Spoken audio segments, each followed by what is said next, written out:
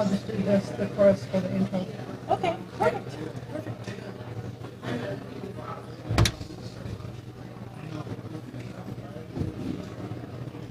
I have to say something first because I have to say sometimes.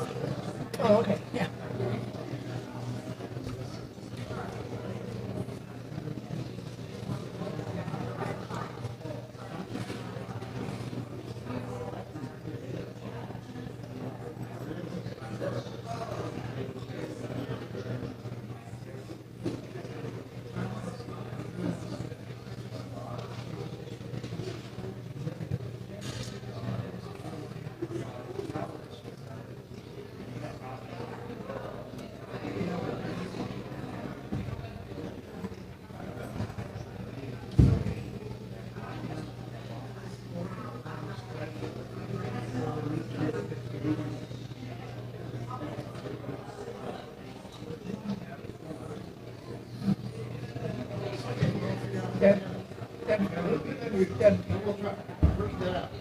Deb.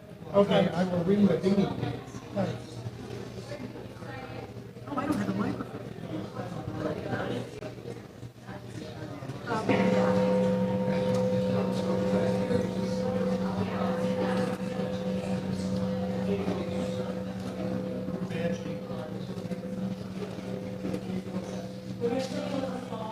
To start it out, and we're going to sing 346. Come sing a song for me. We don't have it on the screen, so you would have to access your hymnal 346, and we're going to sing Summertime, Not Wintertime.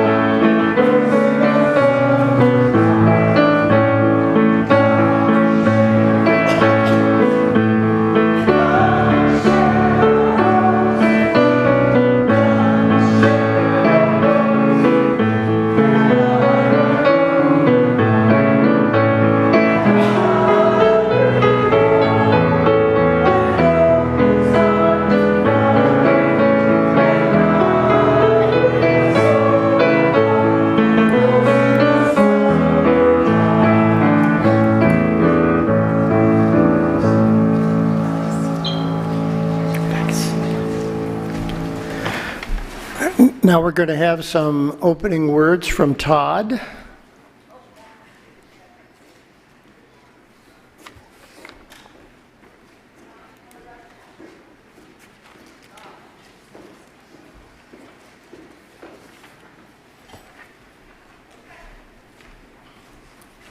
Thank you, Tom. I just got a text from one of our distance members who is in the wrong Zoom room, so I have to get him the Zoom link as quick as I can, but the mic's not on? Yeah? How's that? Maybe I'll put it closer to my mouth Is that better? Should I yell? We're good now? Okay, I was just saying, one of our distant members is in the wrong Zoom room, so I have to try to figure out how to get him the right link, which I will do after this. But I want to invite those of you who are here for our opening words to join me in a brief reading, responsive reading, number 646 in the back of your gray hymnal. Number 646.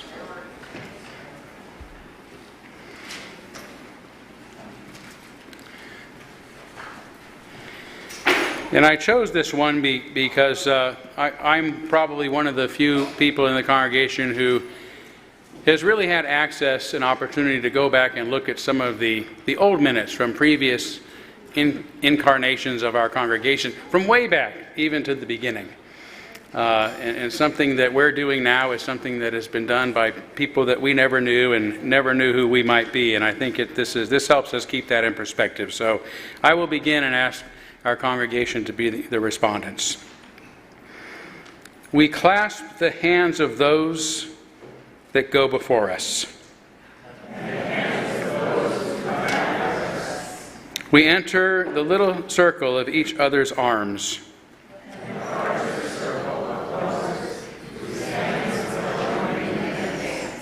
And the larger circle of all creatures.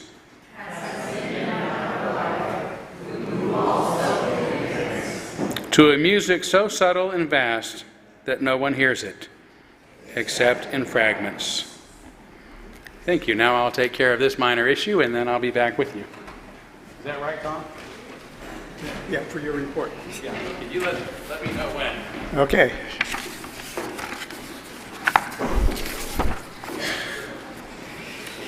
Well, at this point, we'll call this meeting to order officially. I'm Tom Mosher. The board has appointed me as a member to be the moderator for this meeting. And just in order to vote in the meeting, make sure everybody has a red card. If we need to vote, you'll be asked to hold the card up or put the card down, depending on you're for or against. And you need to do that by signing up in the back. And at this point, we have a quorum required of 41 people, and we have exceeded that. We have 65 voting members present and 6 online voting members, so we have a total of 71. And I'll use that figure 71 to determine the simple majority, if we have a simple majority vote, and a 2/3 majority vote when it comes to any voting. And we're also going to, in order to speed up the meeting, there will be times when I'll ask, rather than who's in favor of something, I'll ask if it seems like there's a majority are in favor of something, I'll ask for who is not in favor of something, and I can simply count that, and if they don't meet the 50% or the 1/3 requirement, then I can declare a motion passed. And that's according to Robert's rules. The other thing is, if you leave the meeting before it's over and you are a voting member with a red card, would you turn that in at the back? Because that'll change the numbers of what it takes for a majority, 50% or a 2/3 majority. So I'll need to know that when it comes down to splitting hairs if there's a split vote. We're also going to have some more detailed rules that I'll explain later. There's going to be a little bit of adjustment to the agenda. Motion 6 is going to have some comments by the person who proposed that. And then there will be a little bit of an adjustment for the nominations from the endowment team, and that will take place. At this point, let me ask whether there's any proposed changes to the agenda that was published. I see one person that would like to. Would you come forward, please, David, and express what you'd like to be changed in the agenda? You can use this mic up here. Yes, I had 3 amendments that I proposed, 2 of which the board has blocked. And there was a document prepared by the board for the reasons that it was blocked. I believe there's some misinformation on that, and all I'm asking is that, well, the board deliberately chose to share it amongst the board, but not with me. And what I'm asking is the congregation overrule the board and have that document given to me in the future. It doesn't have to be at this meeting, so that I can then respond to it, and if there's errors, that I can correct those errors. Thank you very much. Okay, essentially, I would word that to say that at the time that we get to motions in general, that you would just simply like to have an item added to the agenda where the congregation would vote so that you get the document that the board shared amongst itself. So I'm going to take the initiative to add that, say before motion 7, which you do have motion 7 on the agenda. And then at that point, so without a modification to the agenda, at this point, the way we do this is if there's a modification to the agenda as it was published, we need to take a vote on whether to modify the agenda to add that item between motion 6 and motion 7 when we get to amendments. So the proposal is to modify the agenda to add an item for a vote regarding a document that apparently was prepared by the board regarding one of David's amendments but was not shared with him. So can I have a vote of those in favor of adding that to the agenda? And if so, those raise your hand. And I need to have vote counters count, please.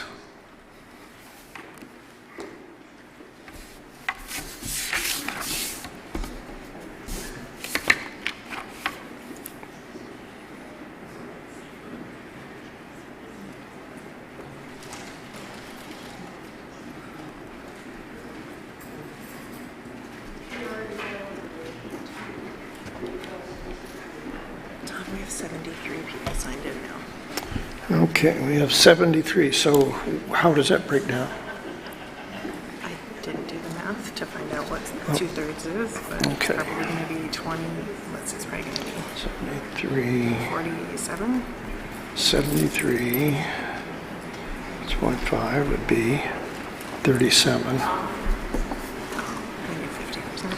We need 2/3. Okay, no, for a simple motion like this, we need 50%. Okay, how many do we have voting for? 9-4. Well, give me a total. Can we give me a total here, please? That just is a section. I need a total of the people in the room, please, so that we can get this all done. I had 9 people voted for it.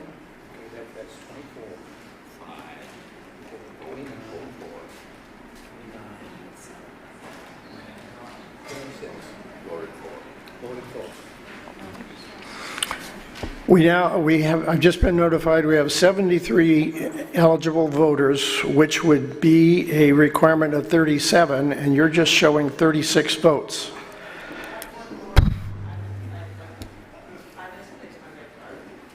How did you vote? You voted for? Then that makes 37. So that is the number. So we'll add this item to the agenda between motion 6 and motion 7.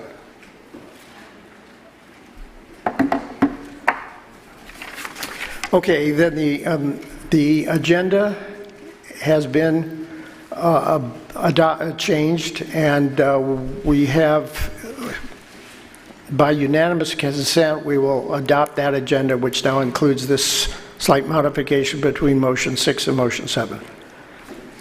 That said,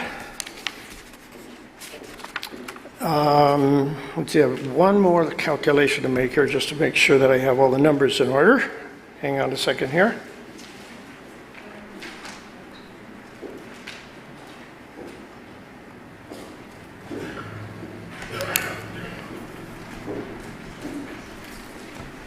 Okay.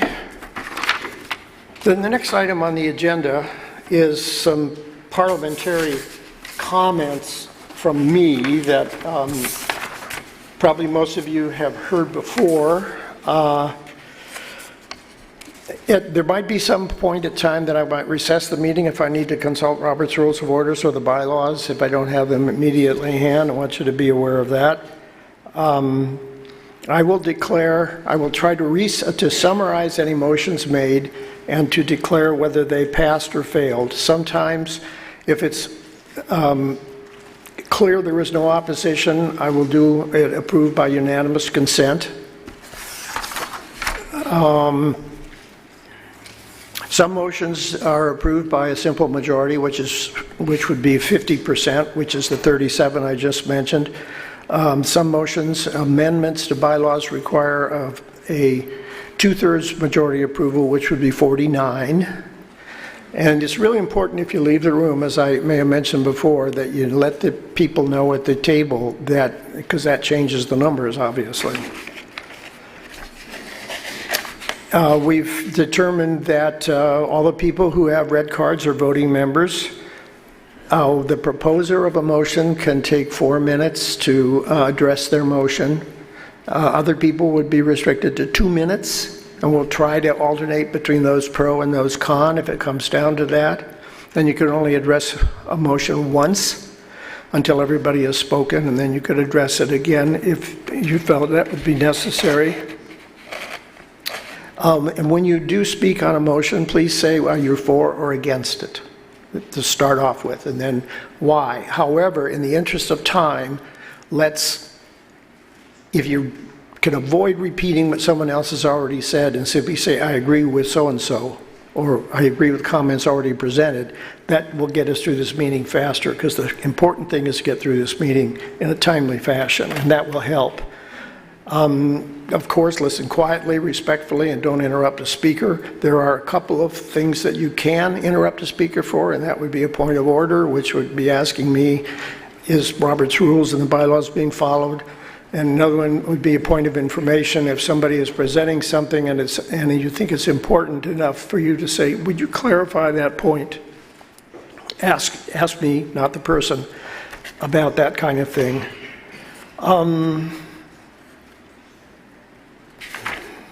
That's about all I have from that standpoint of talking about that. So the next thing we have is the approval of the minutes of the 2022 annual meeting. They have been circulated.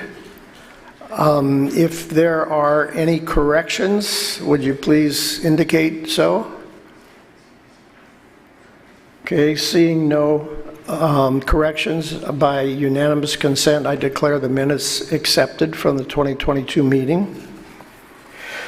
Next item on the agenda is the introduction of the Board of Trustees, the current Board of Trustees. I will name them, and we'll hold our thunderous applause until after I'm done. We have our President, Catherine Trestrow, our Vice President, Lynn Janesian. If you'd stand so people get to see who you are. Many of you have seen them on Zoom, but this is a real live presentation here. Candace Schmidt, who has been currently as our secretary and is also acting as our recording secretary. Betsy Rush, who has been our treasurer. And Dick Steele, Lilia Rorden Rogers, and Sarah Darcy. I would want to mention Daryl Vander Linden, who served for about 1 year and 3/4 of a 3-year term, and it was Darcy who was appointed to fill, Sarah, who was to fill the rest of his remaining term until the end of this year, and then she'll stand for election. So I would just ask you to offer a grateful hand of applause.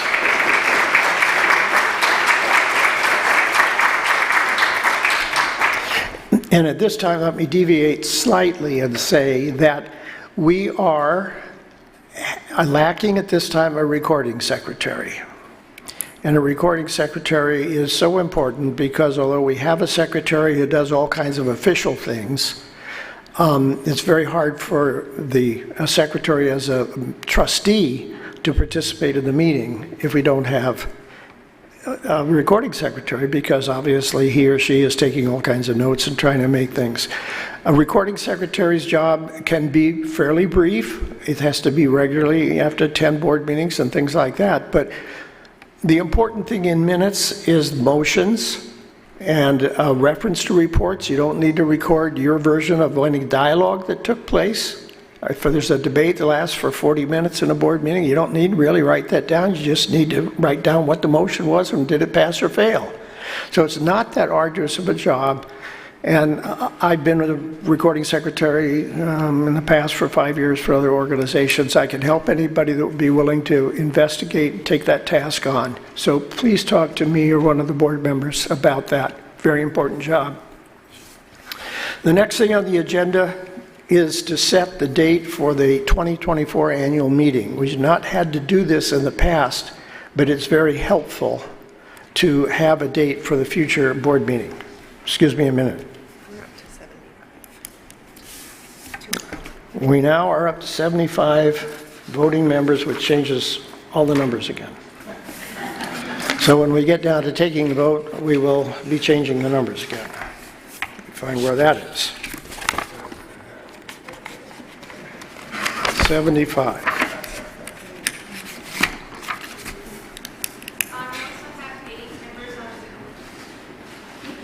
What? Lynn just said we have 8 on Zoom, so does that make it 70?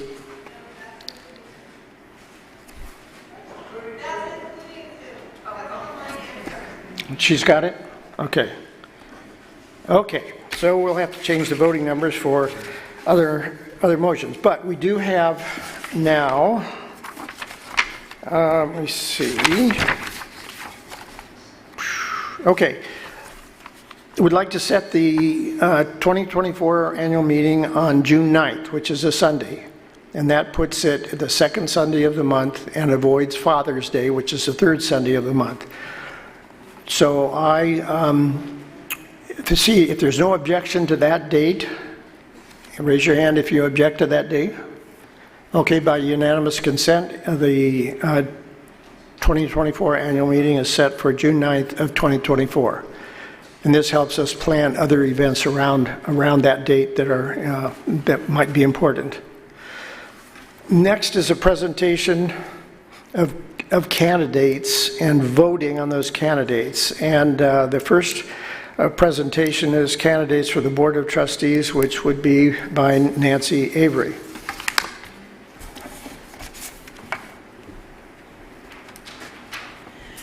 The nominating team, consisting of Betty Bradabo, Jan Wingenroth, and me, nominates Dick Burkhart to fill position 1, a 3-year term, and Dick joins us on Zoom today. Doug Deaton to fill position 2, a 3-year term. Tom Mosier to fill position 3, a 3-year term. And Sarah Darcy to fill position 7, the final year of a 3-year term vacated by the resignation of Darrell Vanderlinden.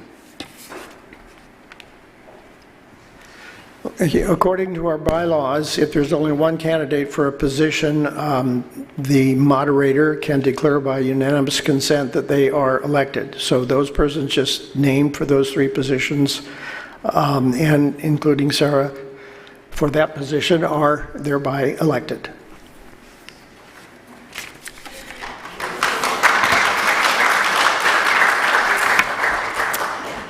The nominating team nominates Lisa Conger to a 3-year term, replacing me. The same short speech. If there are no objections, I declare Lisa elected by unanimous consent. So be it.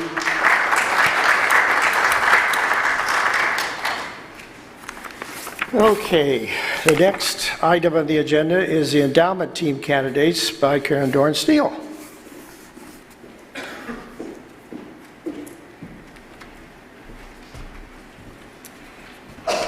The endowment team, consisting of Donna Borden-Rhodes, Mary Giannini, Sue Stieritz, Dan Ekrit, Richard Steele, and me, nominates Shane Gronholtz to fill position 4, and that's the final year of a 3-year term vacated by the resignation of Donna Borden Rhodes.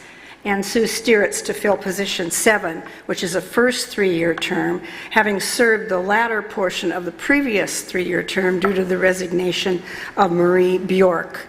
And also for your information, Mary Giannini on our team is termed out, but she will continue to serve as our informal legal advisor on the team.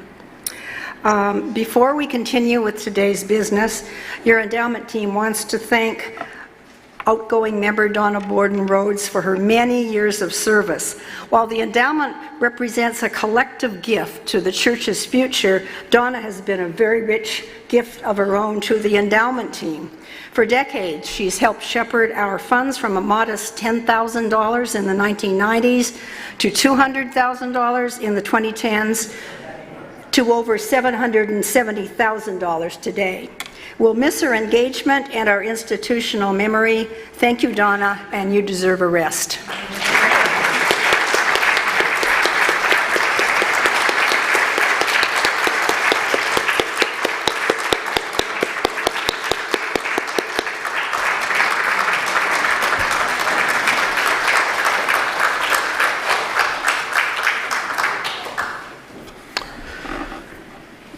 Yeah, I served for about 25 years on that endowment team, and it wouldn't have gotten along as well as it did without Donna, I can assure you. The next item in the agenda is a series of reports. The first one is our minister's report.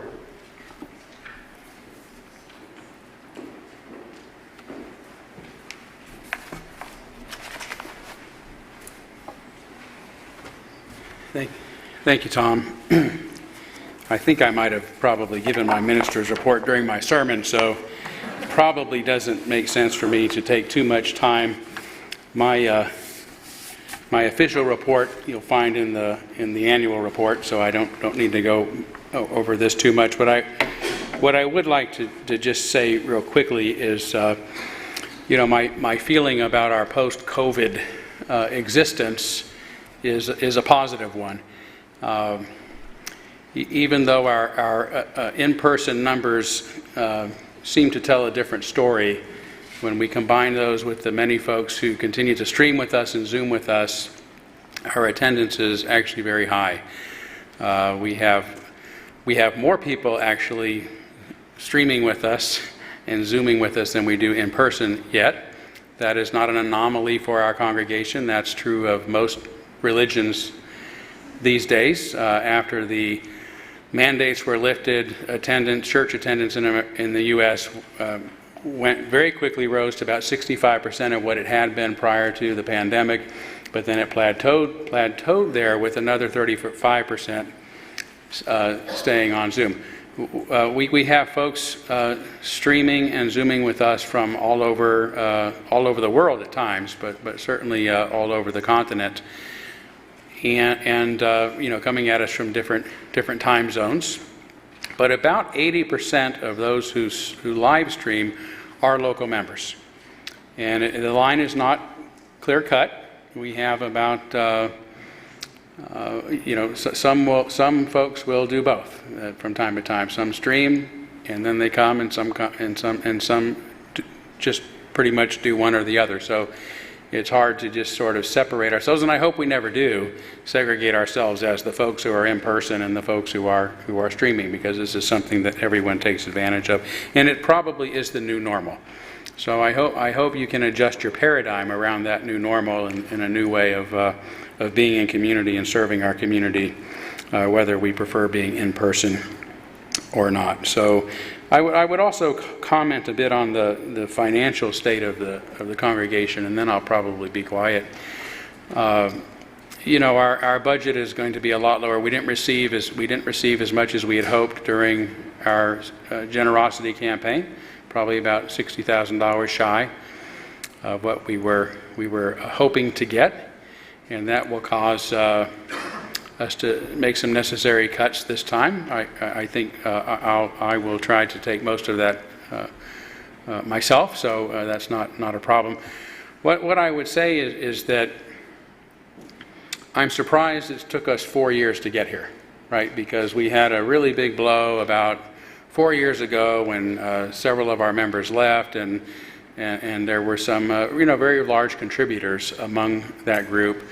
And then COVID hit, and we also weren't able to have as many folks in here in the building giving as much as they used to give. So it was bound to catch up with us sooner or later. I'm just left wondering why it took as long as it did. But it's responsible for an organization to behave responsibly when there's a financial shortfall. And so that's what we'll be doing today. I also personally see what happened as a further result of my book, The Gadfly Papers. And I think there were some folks that very intentionally wanted to hurt me financially, ruin me financially, actually, and even ruin the church's finances if that's what it was going to take. But we're still here. This is part of what I was talking about in my sermon, right? This is part of the crap we got to go through. But it's okay, because we're still standing at the end of the day. So I just want you to know my attitude about it is, okay, let's roll up our sleeves and get to work. This is okay. So again, I want to just close by thanking, and I'm not going to thank everybody who needs to be thanked, because everybody needs to be thanked. But I look around, I think about the volunteers that are involved in so much of what we do here. It's necessary for us, accomplishing what we need to accomplish. And I think about just a typical Sunday morning, when I see the results of so many volunteers, whether it's, folks singing in our choir, folks who are ushering, folks who are lay leading, folks who are making the coffee and helping to do the dishes, and looking out at the freshly mowed grass, thanks to our volunteers, and you can just take a short walk over to the beautiful memorial garden. I look at Stephanie back there, and I think about the volunteers who go back to help her in Children's Chapel. I mean, just there is so much volunteerism represented in almost anything we do together if we take time to look around. And I just want to thank all of you for all the things you do, seen and unseen, that perhaps you never get to thank you for. And again, I have learned not to thank too many people specifically, because I always leave somebody out and get myself in trouble. But I want to thank all of you for all that you give to this church. Certainly your financial resources, but your elbow grease, your commitment, your love, that's really what is the glue that holds it all together. So, and everybody has already thanked our board and welcomed our new board, so I want to just do that again very casually in one lump statement. But I do think it's important to recognize our board members that are going to be stepping away after several years of really a lot of dedication, particularly in helping to right a ship that was not right. So that includes, I think these are in alphabetical order. If not, I'm sorry, but nobody's at the front of the list. Okay, but at the front of the list is Lynn Janishian, who has served as a vice president and a president and a member at large. Thank you so much for all you've done for our congregation. Yep. Right next to you is Candace Schmidt, who has also not only been on the board through a difficult time and helped again right the ship, but also was the board's representative on the operations team, so got to see you at a lot of meetings. Richard Steele, who also served as our first president after the splinter, if you will, in our congregation, and Dick really was committed to making sure the board was functioning in a way that was transparent, and I really appreciate you bringing that back to our community, to help us put trust back in our board. Really appreciate that. And then, Darrell Vanderlinden stepped off a few months ago, but man, what a great guy he is, and a great help he was to our congregation and to our board of trustees. I don't know if Darrell's here, but I often see him on Sundays at the first service. But anyway, please thank Darrell, give Darrell a special hug when you see him as well. And Dorothy Mail, I don't know, is Dorothy here in person, or maybe I know she watches from home. Yeah, she stepped off as our Oh, she's Zooming. Would you, Dorothy, if you can see me or hear me, maybe you're right there, I don't know. But anyway, thank you. You really were our recording secretary for a very long time. That's a lot of hard work, underappreciated position, and most folks don't last in it very long. So Dorothy, congratulations and kudos to you, and thank you for all of that. So again, I'm sure I'm leaving a lot out, but I want to end as I do every time I give one of these reports and say it remains my greatest privilege and honor to be your minister and to occupy this historic pulpit. And looking forward to what comes next. Thank you.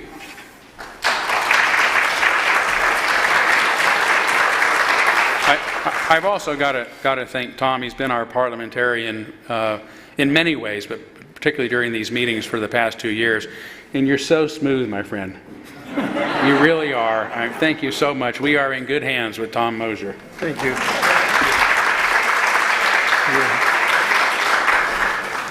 One of what we're going to be approaching here real quickly is the Board of Trustees report from Catherine. But while she's coming up here, I didn't ask everybody to shut your cell phones off. I had to just shut mine off, make sure that everybody's cell phone is off. And as Catherine makes her way forward, that would be it. If you'd come up here, that would be just fine. And have at it, Catherine. Hi, everybody. A lot of you I may not have even seen in person yet, since I'm one of the people who has been guilty of doing a whole lot of streaming. It's kind of odd for me to be relying on notes because I usually speak extemporaneously, and so I'll muddle through this. So our board has had, since the beginning, a real commitment to radical transparency, meaning that anything that we do, we try to make really clear why. And part of that is the discussions that we have in our board meetings, which are on tape, so that you can see them. You don't have to actually be there for a board meeting, although we invite everyone to be there. You can look at things afterwards and sort of discover what the thinking process has been among the board members. So not only are you really invited to attend, it would be lovely if more people were interested. We've stayed focused this year on, last year was really about bylaws and making sure that they were all correct, and we went line by line all together as a whole board to work through that. And this year there were a few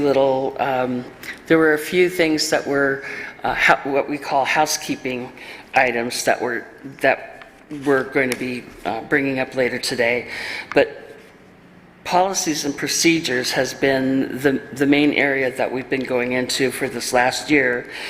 And starting in September, Lynn Janishian and Tom Mosier's subcommittee for policy and procedure document have been meeting weekly and bringing their work before the board to discuss and make final decisions upon. And the outcome of several of the votes that'll be taken today regarding bylaw amendment proposals will help bring this work to completion. But I'm really grateful to Lynn and to Tom for all of the work that they've done, and it really is pretty rigorous going through these things and making sure that they align with everything else. After many months of reports on the progress of the endowment team's efforts to move UUCS's endowment out of the UUA's management to the Seattle Foundation by Karen Durn-Steele and Mary Giannini, the board gave final approval to that agreement at the end of September. Another large effort of the board this year has been to provide informational discussion meetings for the congregation to ask questions and learn about the NAUA and what it might mean for us to become a founding member. And I'm really grateful to Candace for her survey of the congregation and and preparing that and presenting it to the board so that we could then see that over 90% of our church is in favor of our church joining the NAUA. However, the final decision will be dependent on today's vote. One recurring comment by our church members over the last several years is about, when asked about what they would like to see changed in the church, is an increased connection among us. And COVID cut off a lot of those abilities to connect in person. And some people found that eventually Zoom seemed to fill a lot of that role. Others are carrying on in person as usual. But I want to really encourage everybody, if you see something that you think would be of interest to other members of the church, please talk to other people and see if there's anyone else that is interested in doing that. And you can start your own group, your own team. The board doesn't have to be, it doesn't have to give its blessing. This is something that you can do on your own. And the church has a lot of facilities available. We've got space, we've got Zoom capability. Rebecca would work with people about setting up a room time or a Zoom time. So if there's something that anybody wants to do that increases connection among us, please just jump in there, talk to other people, see if they're interested. And if there are a few of you that want to do it, go forth.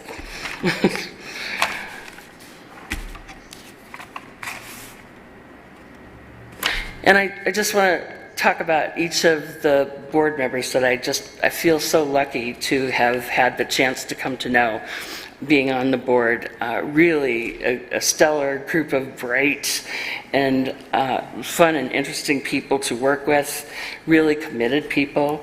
Lynn has been my tireless and talented vice president and helped me so much in tech and many other ways. Her dedication and deep spiritual conscience have been inspirational regarding the importance of the board's mission. Candace Schmidt, whose good sense and principles have been a guiding force. She also had a good eye out and spotted Sarah Darcy as a potential new board member, and so I'm appreciative of that. She's also been the operations team liaison for a couple of, has it been 3 years now? 3 years. The operations team liaison, and then she volunteered to not only take on the role of board secretary, but also the board slivers writer after Daryl Vandenlinden resigned. So thank you, Candace, a lot, and Daryl.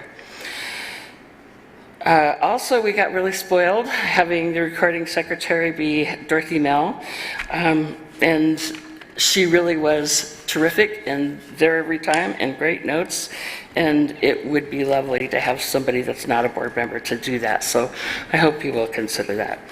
Betsy Rush is our treasurer who helped make sense of the church financially.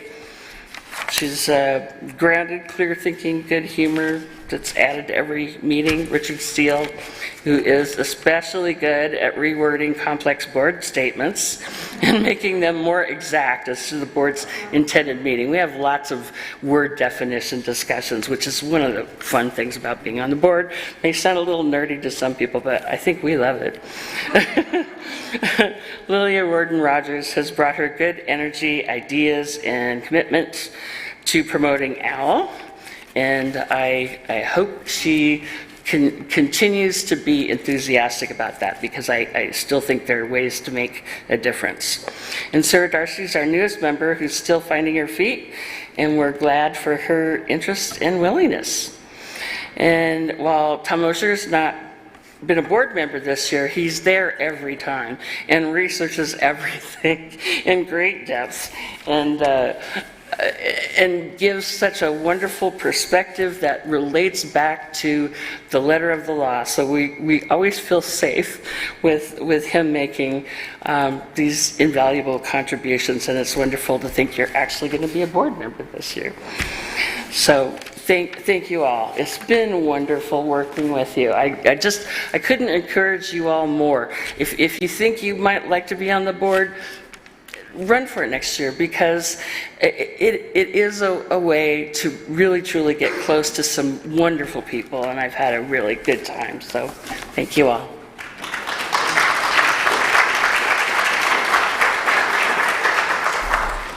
Thank you, Catherine. Now it's time for the dollar signs lady. I'm going to have a treasurer's report.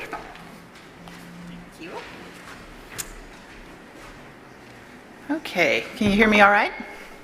All right, awesome. So let me get situated here. Thank you to Todd in the sound booth for taking my slides and presenting them here. You can go ahead to the next slide, Todd, thank you. So I stand before you. My name is Betsy Rush, as both a member of the Board of Trustees and your treasurer. So part of what we do, this is a little quote from our bylaws. I highlighted the big, we're not going to read it all, but the main thing is to provide that oversight of our finances, the dollar signs, as Tom says, and interpret and disseminate and present it as an annual financial report. So that's what I'm here today to share with you. There are a couple of different views of our financial situation. I'm going to give you the treasurer's report first, which is essentially we're looking backward at last year. And how did we do last year? We make a prediction or a plan called a budget every year, and then we get some actuals. So Todd, you can go ahead to the next slide. So everybody can read that just fine, right? It's actually in that green annual report. It has a green cover on it. If you want to look at the numbers, part of what I do as a treasurer is take the numbers that I get from our very capable staff who work with this all day, every week, all year long, and just kind of digest it into that little table, which is still hard to kind of get through, right? So I'm going to tell the little story. This is the story of last year. The first thing to note, I had to learn all this as treasurer about financial years and so forth. I'm actually in technology, so this is all new, somewhat. But anyway, back to this being our annual view. So that's what we're looking back at last year. Notice at the top of that little set of figures that it's only through April 25th. Our financial year goes from July 1st through the end of June. So that is the main story behind why there are figures that are highlighted in red here, because this is just a point in time. This is a point in time that's not at the end of the year. So you have to look at the numbers a little bit like that. So Todd has given a little preview of our budget situation. We're going to go over that next. But looking backward, in these red numbers here indicate some things are underway, but not on the whole, unexpected, I guess, because this is, again, a point in time. It's just essentially the variability of collecting numbers that flow throughout the year. So that's Betsy's interpretation of last year's expenses and income. So normally in my normal job, I would stop and ask for questions at this point, but I don't think that's probably something we want to do. So Well, you could ask for questions about last year. about the treasurer's report. Yeah. Let me, Todd, could you flip ahead to the next slide, because I have a bit of a summary there too. More of the interpretation part, which is that our expenses were a little bit higher. This is, again, as the title says there, COVID fallout. Todd says also it's taken 4 years for this hit to really get to us, in a pandemic in the midst of it. So that's a big part of what we're experiencing. Our expenses are higher with inflation, whatever the reasons for that inflation are, including, I put there, permits and inspections, something that as a responsible organization we're required to maintain. Lots of things that make it safe and legal for us to gather together in this building, such as permits and inspections. Price was going up. Fundraising is still lagging, like rentals, long-term rentals, the annual auction, all the things that we normally do. It's just part of this change anyway, this is the bottom line, it is lagging. Pledge collection is a little slower. That's back on that, if you're looking at the numbers, last year at approximately this time, a little bit later, we were at a higher collection rate than we are this year. So they're just coming in slower for whatever reason. Not sure. On the bright side, the endowment fund continues to contribute to our operations in a steady and reliable way. So thank you, everyone who manages that, has contributed to it. It's an amazing thing. Assets and liabilities, I really don't even talk about in these reports. I only look at last year and we look at next year and our planned operational budget. But think of it like a savings account and we're in good shape. So there's a lot more details there if we wanted to dig into them. So the last little thing under my conclusion, we're at this moment in time, and actually technically at the end of April because I have not updated the figures as of today, June 4th. Although I'm sure they're available, that's a fault of mine, not our staff. We're at 73% of our expected income, about 75% of our expected expenses, and we're going to need to get approximately, this is estimated at this point, because we're not at the end of our financial year, approximately $19,000 out of our short-term savings account called the budgetary shortfall account. I spoke about that last year. We had about $80,000 in it. We're going to need to pull some of that out just to cover our expenses for the end of this year. So, and that's again all with about 2 months left in this financial year. So as Tom said, I would welcome any questions about the view of last year that I may not have explained or a gap in your understanding. We've got a microphone here. We've got lots of folks here who know a lot more about it than I do. Any questions on last year?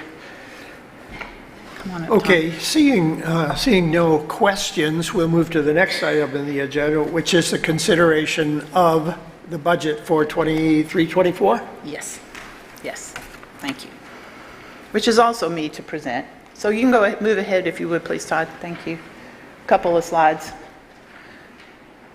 This is the budget. So that was last year, our operational comings and goings. And now we're going to talk about this year. So I'm reminding everybody with this slide, the little 4 orange boxes going through a circle there, that we have a fairly stepwise, repeatable process that we go through every year.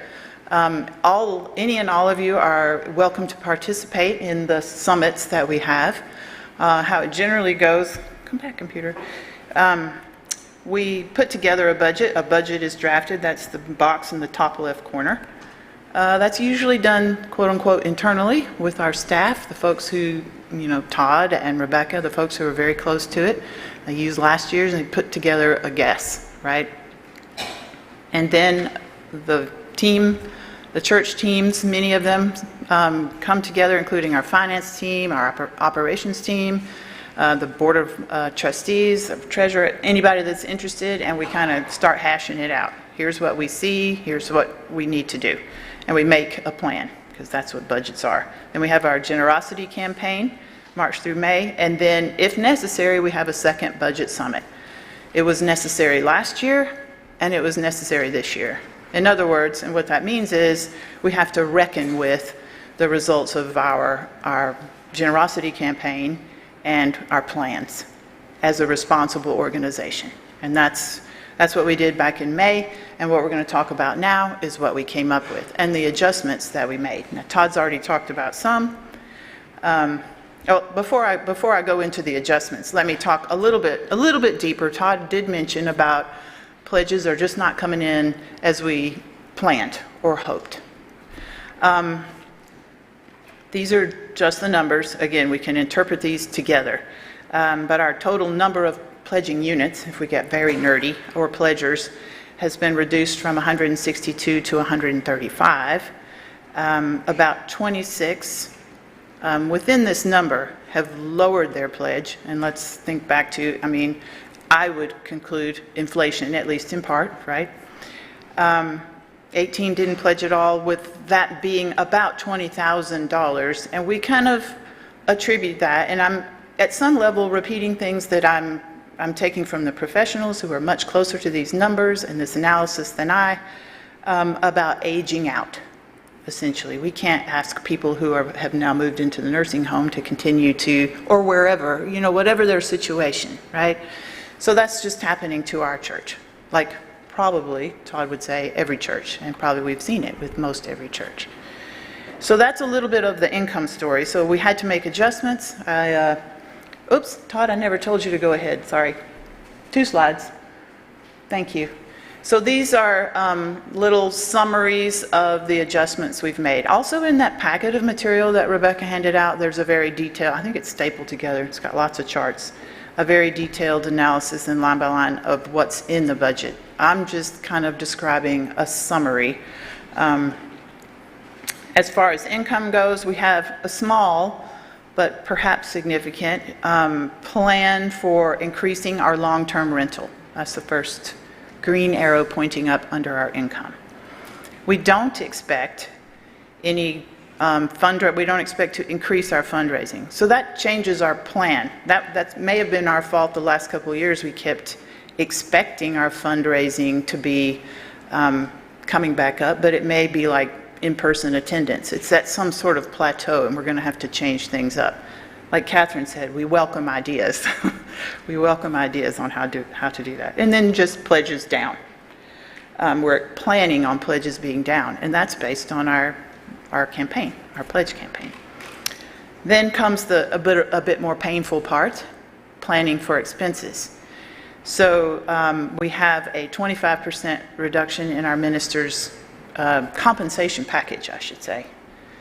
That was voluntary, and that's what we're planning to make our budget balanced. Our music director, Deb Jackman, we're cutting hours and salary in half. We are in the process of talking with Deb about this and working through it. We'll see where we're going with that, but this is what our plan is at this point. We think we can maintain, and this will be part of our responsible organization. Small change to take our OWL class plans out of the budget. This is something we had hoped to do. We have a member of our board who's very, very interested in this, and we enjoy her enthusiasm immensely. It's actually why I came to this church so many years ago, was to bring my children that opportunity, Cindy. So we're super sad that we can't quite pull it off this year, but not in the budget. So again, I want to emphasize the operational budget is just one aspect of the finances of this church, right? We have special collections, we have all kinds of other ways of getting things done. And we have a little teeny tiny bit of green arrow up. You can't really, there's no quantities here, right? You'd have to dig into the details. But to maintain our technology, that includes website hosting and our computer upgrades as necessary, just so that we can, as we see, looking ahead, your board of trustees, your minister, your staff, we see where things are moving. We're trying to be ahead of that, I guess, and maintain this just like permits and inspections. It's part of being a responsible organization. So that kind of gets us to where we are with our budget, which we have somewhat less pledge income expected. We have reduced the staff salaries, and it pains us to do that. And we're following our Board of Trustees priorities, such as they are, to keep our organization up and running. And so we do have a balanced budget. That's what you see in your packet for 23-24. Of course, it's balanced. We're going to balance our plan, right? And that's what we're doing at this point, planning. So that's it for budget presentation. Time for questions. Go ahead, Tom. Okay, what we want to do now is, I'm just going to, as the moderator and presiding officer, there's a motion on the floor presented by the board to approve the 2023-2024 budget. We don't need a second. We just need to begin to discuss it. And there's a microphone up front if people would like to make comment for or against, and then reason why. Or if you want to ask other questions for Betsy, that would be fine too. That's the way we're going to do it. Thank you. Well done.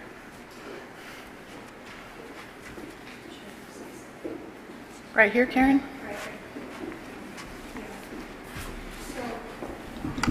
Identify yourself Hi, I'm Karen Dorn Steele. and whether you're for or against it, and then your comments.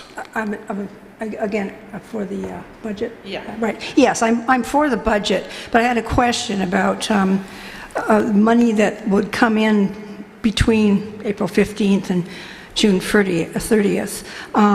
If we get extra money, how will that money be allocated to the shortfalls in our budget? It's a really good question, and it will go into exactly the categories that we plan to put it in to the budget when we made our budget last year, which is why all those, if you look at my table of summary figures, and I said what's unfavorable in our current income status, that's all the red highlighted figures. Then any money that comes in between April 25th and June 30th, and actually technically sometimes beyond, right, Rebecca, because it comes back and there's all these money kind of things, it will be applied to those gaps. Does that make sense? About the point in time thing, Karen? Or anyone? Trying to explain. Well, from my perspective. So let me add a little bit more. So remember how I said we estimate we'll have about 19,000 gap by the end of June that we'll need to pull out of our short-term savings account to apply to essentially meet our obligations for the end of the church year, right? All our bills, all our staff. We'll have to pull out about 19,000. So any money that comes in between now, but right now that number looks, or at the end of April that number was 39,000, that gap. Okay, so all the money that comes in between now and the end of June will lessen the amount of money that we're likely to have to draw from our short-term savings account. Okay, I mean, a miracle could happen and we won't have to get any out, right? If somebody dumps a bunch of money and says, spend it on last year, it could happen. But this is all predictions and plans and estimates. Not all, but good question.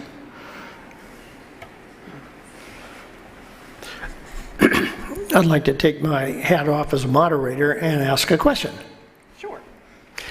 If I remember right from the second budget summary, there was a reduction of $3,000 to $1,000 for support of UUA. Is that correct? I remember that too.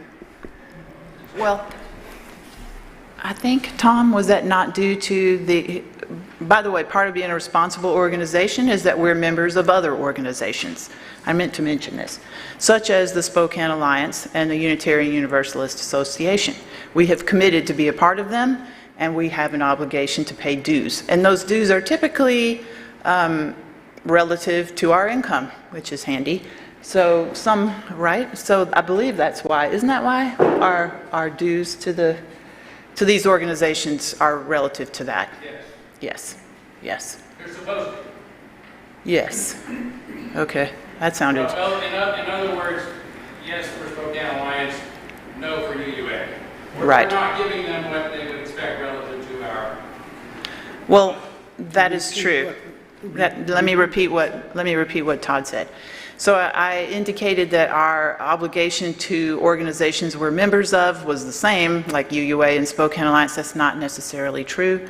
The Spokane Alliance, which, if you don't know, is a local social justice organization we've been a member of for many years, and their rate structure is based on our income. Actually, technically, so is the UUA, but we haven't committed to pay the UUA at our income rate. I think it would be quite large. 35. Huge number, right? We'd have to send to them if we did it at their rate structure, I guess, if that's how you put it. How did we get on that? Oh yeah, you asked. Did I answer your question? Did we answer it? Okay. Are there any other? David has a comment. Please come forward. Or a question in favor of, against, whatever. Sure. This is a question. It is concerning the choir director's situation. The request was, or the budget says cut her salary by 50%, cut her hours by 50%. What about her responsibilities? Does that mean that we're going to cut the Sundays that she's responsible in half? Because I remember a long time ago there was a study done with comparable positions as to what was a fair salary, and so if we don't cut her responsibilities, that's not going to be fair. I agree. And I thank you for that question, David, because I'm actually on the personnel team too. We get to wear lots of hats in this congregation. It's really fun if you're but we did consider that. And that's why I mentioned that we're moving the hours and the salary together. So there will be less responsibilities. For example, we don't have a children's choir. We won't have a children's choir. The women's choir, I think we're kind of moving that out of responsibilities as well, so that pay and responsibilities are commensurate and fair. So it's a really good question. Sure, come, please do.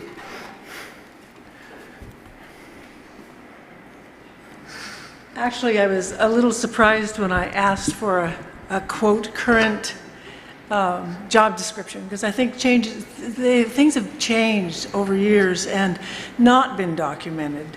And I realized that. I was asked in 2002 to not do a children's choir by Marge Kipe and Aaron Fitzgerald, because parents were unwilling to commit to rehearsals for their children.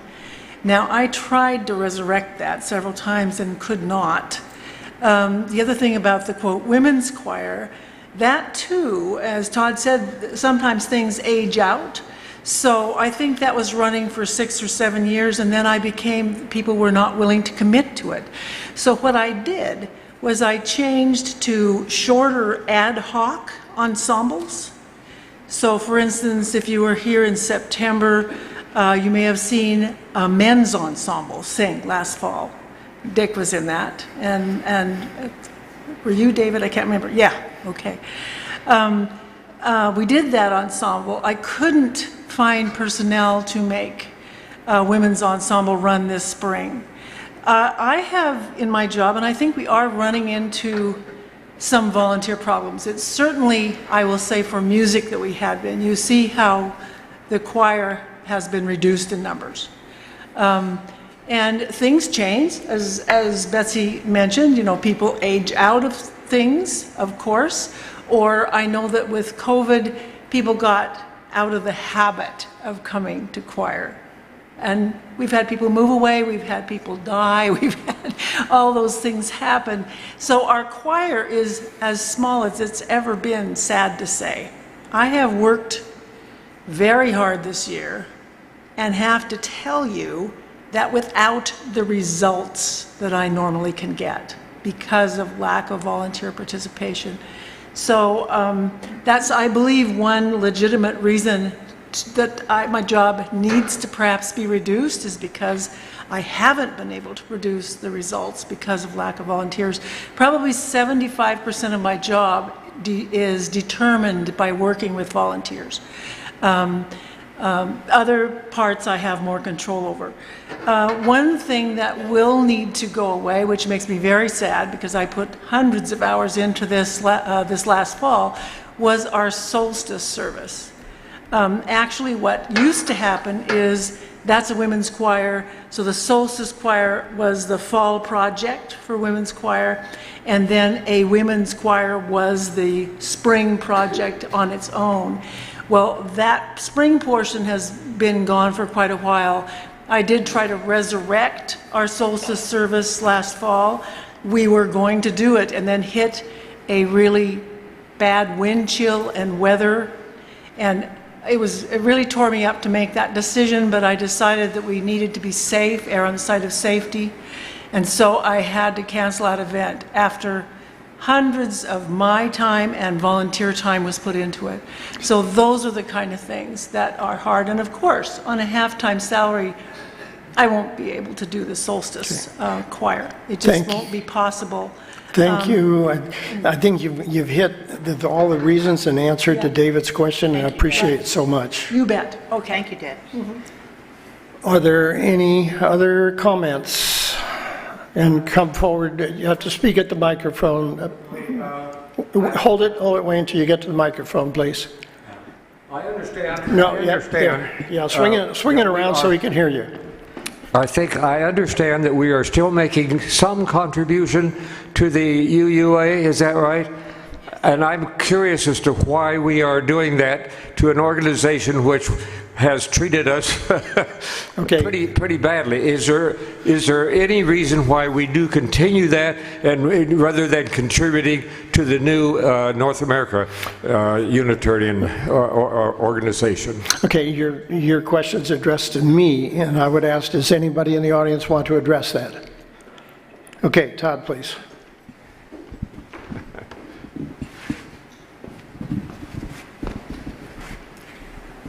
Well, two reasons. One, because our bylaws would require a congregational vote to leave the UUA. So we haven't done that, so I think we do have some obligation to contribute. My recommendation for organizations that join NAUA and individuals that join NAUA at this time is that we do contribute something and remain members, so that when it comes around in about 10 years after where the direction they're taking us completely fails, we are there to help our brothers and sisters pick up the pieces and perhaps even influence some of those changes. That opinion may change down the road if they just come to completely represent something other than we can hold our name to. But right now it seems like the best thing to do is to stay part of the UUA, erect an NAUA so we get the services that we need, supported in the ways that we can as well. And hopefully down the road UUA will come around. If not, we will probably know it sooner or later. We have taken it down to a very minimum. I think it's $1,000 at this point. And I think it would take a congregational vote to completely eliminate any funding. That would basically say we're leaving the UUA, and that's not on the docket for today. Thank you. Yeah. Okay, if there are no other comments, are there objections to adopting this budget? Seeing no objections, I'll declare it adopted by unanimous consent. Thank you, Betsy.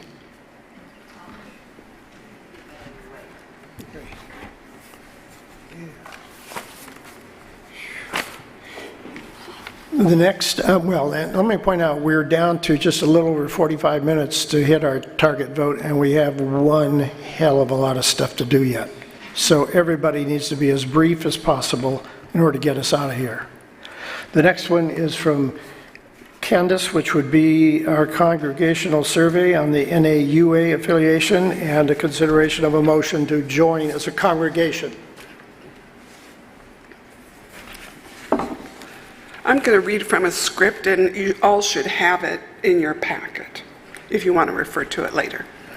6 months ago, Todd announced the formation of the North American Unitarian Association, or NAUA.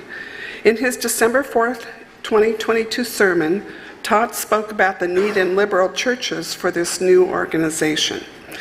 The first thing we need is to be regularly reminded that we are not alone in the world and that we remain part of something meaningful that is larger than us and our local congregations. We need to remain part of a liberal religion with a rich history, deep roots, and essential values. We also need an organization wherein we are free to speak and think for ourselves and are never censured, punished, or ostracized for doing so. We need to be part of a community in which we can be great friends with people who have different ideas and identities than our own.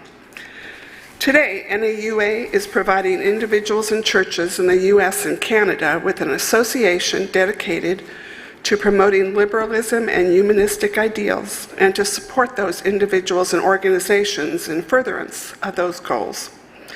NAUA now has its own website and the Liberal Beacon, a monthly online magazine.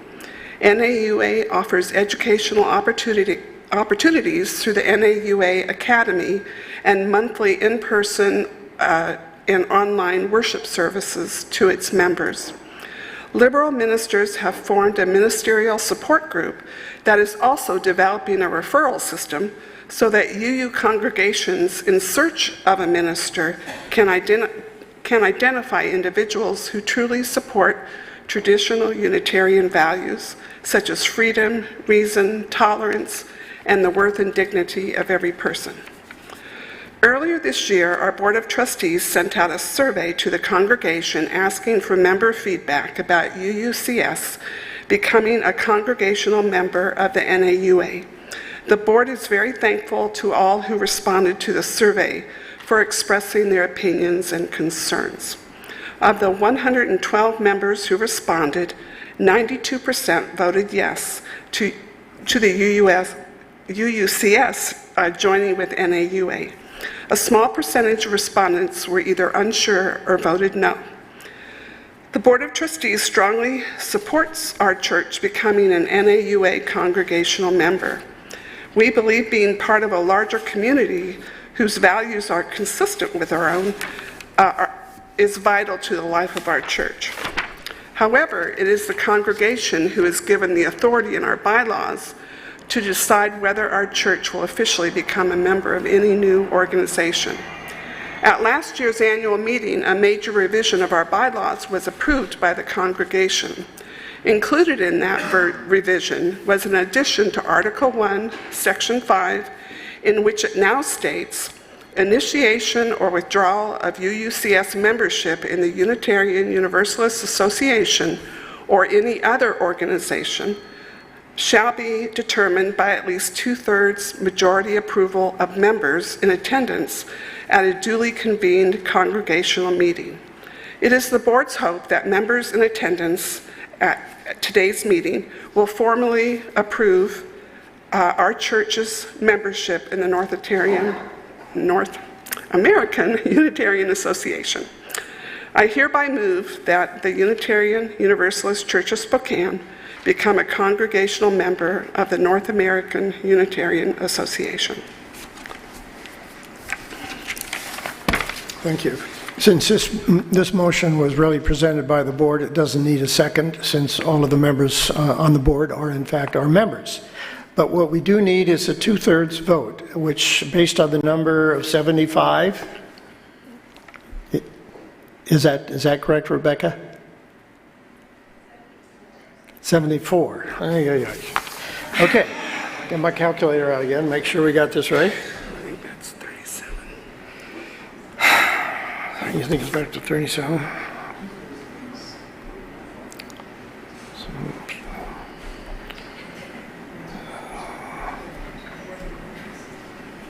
So, it's 50. Okay, so that's 50 and 74 and 24. Okay, so what we're going to do is, since there was a survey that was pretty much in favor, and it was about 45% of the congregation members in good standing responded, I'm going to ask for those who would be opposed to us joining. It'll take, if there are more than 24 votes, then the motion would fail. But I want to see who's opposed to this. Those opposed, please raise your red cards. We have one vote. Are there any online? Are there any online votes? Opposed?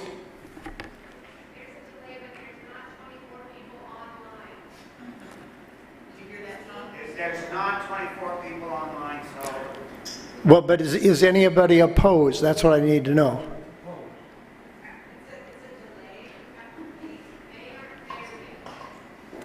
Okay.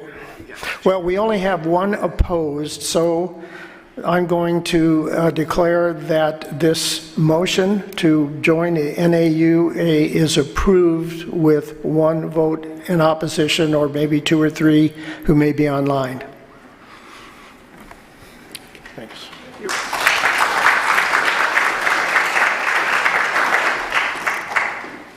Okay.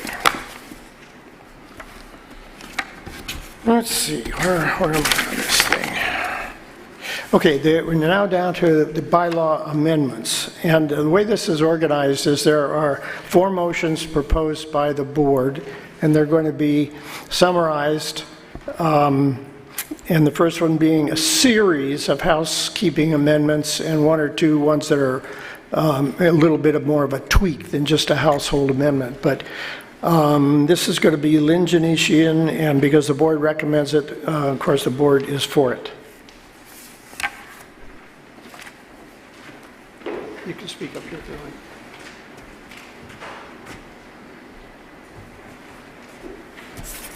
Thanks, Tom. So I promise not to read all of these changes to you, but if you can stand me speaking about bylaws for one more minute, I just want to say that this is such ongoing work. So the board, upon election about 3 years ago, began probably about 6 months into Dick Steele's term as president to begin working on an entire restructure of our bylaws, as you recall. And the congregation accepted those last April. The work that continues with that is our governing documents, to continue to update them and make sure the things that are included in our bylaws now are also reflected and married nicely with our other important governing document, which is called our policy governance document, or also known as policies and procedures. And you will see frequently in our bylaws where something says you can find more information about this particular bylaw in our policies and procedures document. So what we have, Tom and I have done this year, starting in September, is meeting weekly to go through our policy governance or policy and procedures document and our bylaws to make sure those are married. So this first motion covers just those little details of things where they were not married. And we would like to be able to move on to make sure our policy governance, policy and procedures document is nice, updated, clean, and married with our bylaws. And we can't do that until the congregation approves these particular recommendations of these bylaw changes. I hope that makes sense. So I'm happy to take questions about any of these. Most of them have an explanation written in purple in your packet for each one of the reasons why we say we need to delete this or change this or fix this somehow. Most of them, again, are just simply what we are calling housekeeping things. If the bylaws fully address something now with the changes we made to those, then we don't need to refer people to the policies and procedures document, because it just sends them on a wild goose chase where there isn't anything. So, do I have any questions about any of those particular motion or Let me add one thing. This is where we changed the moderator and the recording secretary. Is it in this one or is it in another one? It's in this one. Okay. There'd be one thing that I would add as your parliamentarian. One of the things we found was that a trustee member couldn't be a moderator and a trustee member couldn't be the recording secretary. And in the interest of fewer people and same number of tasks to carry out, there is in here an adjustment that would say that a trustee could be a moderator, which would be someone like me serving on the board next year, and so that if we can't find a recording secretary, that a trustee can be. So that's a little bit more than just a bare minimum tweak, but I thought you all should know that. That's under Article 7, Section 13 in your packet. Let's see, was there anything else that we did? Yeah, I think that's the basics of it. Everything else is very much a housekeeping or very, very close to housekeeping. So there's a motion on the floor. Is there any objection to these changes that are, for the most part, housekeeping, adjusting our policies and procedures and bylaws? Seeing no objection, I'll declare this motion approved by unanimous consent.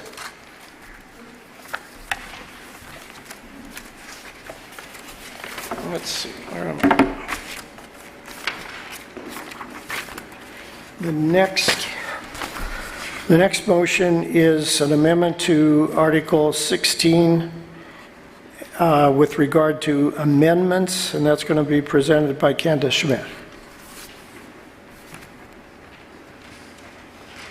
And this is a motion that's on the floor because it was presented to you by the board. Okay, motion 2. This motion expands the time for a member or members to work with a board-designated person or persons to make sure a member or members proposed articles of incorporation or bylaw amendment is a viable amendment in continuity with the rest of the bylaws. It also establishes that a member-proposed amendment submitted to the board must be supported by at least 10 members. I move Section 3 be worded as follows. During a congregational meeting, a member may propose an amendment to the Articles of Incorporation or these bylaws only if the proposed amendment has been previously submitted to the board 6 weeks prior to the meeting date. And if the proposed amendment submitted to the board is accompanied by at least 10 supporting member signatures or emails specifically referencing the proposed amendment. The 6 weeks is for the purpose of the board or board-designated person to examine the proposed amendment for continuity with existing governance documents and, as needed, work with the person proposing the amendment in an effort to maintain consistency, continuity.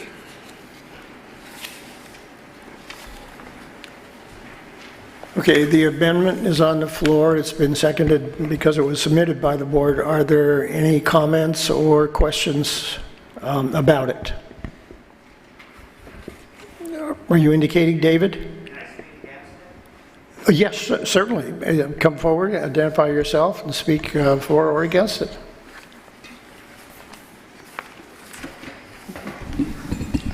My name's David Eagle, and I'm speaking against this amendment. The first part about 6 weeks, I'd probably agree with that. But what I disagree is the requirement of 10. I think the number is too high. I think somebody could say, well, there needs to be more than one. But I know that it's going to be extremely hard for us to get 10 people organized. A year ago, we tried to come up with something, and we had 5 of us working together. So I think 10 is just too high. Thank you. Well, let me ask you, David, and this is a privilege of a presiding officer. Your only issue is with the number. Okay. Are you proposing an amendment to change that number? Would you like to do that and see if it floats? Okay. I propose changing the number to 3 at this point, and we can revisit that. So I propose changing the requirement of 3, or 10 to 3. Okay, we have an amendment to this motion to change the number of 10 supportive members for a proposed amendment to 3. Any comments on that? We have a comment from our member, Todd, who's a member. Let's have you speak first, Todd.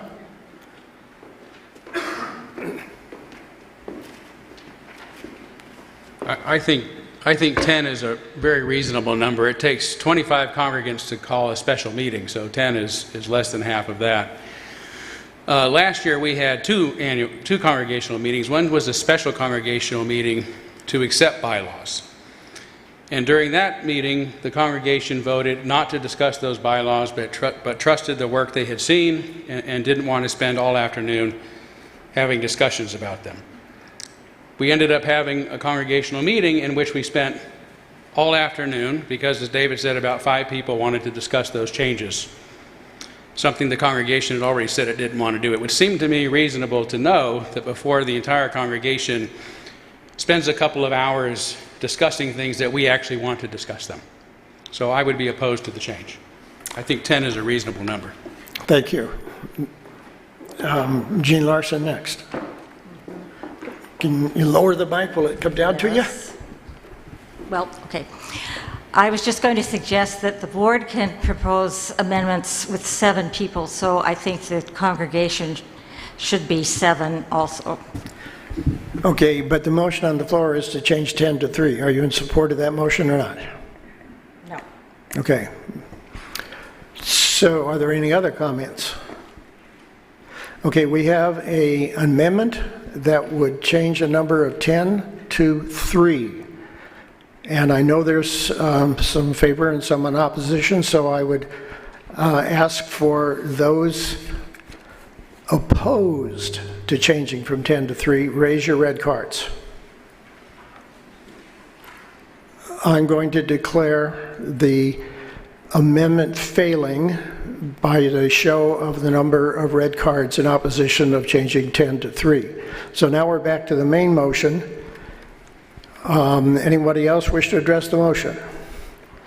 Okay, seeing nobody wishing to address that motion, we'll call for a vote. Those in favor of this motion, which changes the figure from 4 to 6 weeks and from 10 supported persons to 3, those in favor of that, please raise your cards.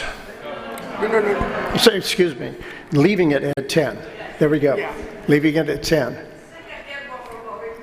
Yeah, say that again. Okay, what we're doing is a motion which is going to change 4 weeks to 6 weeks for someone to submit to the board for review an amendment to the bylaws or the articles of incorporation, and that an amendment submitted needs to be, wait a minute, what's going on here? Wasn't there a second question or a second motion? That was defeated. No, it's... Jean didn't propose a motion. She mentioned 7, but the debate is over whether or not to change it from 10 to 3. But she can't make an amendment on top of your amendment. We have to vote, and your amendment was down. So, wait a minute. So that's a good point of information. Do you wish to change it, make an amendment, Jean? And thanks for the correction. That's what running a meeting is about. Sometimes it gets a little bit confusing. So Jean Larson is forward to make an amendment. Yes, I'd like to amend the motion to delete 10 and put in the number 7 for the number of people that can present an amendment. Okay, so now we have an amendment, a second amendment on the floor, which would change the number from 10 supportive persons to 7 supportive persons. Is there any comment on that? Okay, we have another comment.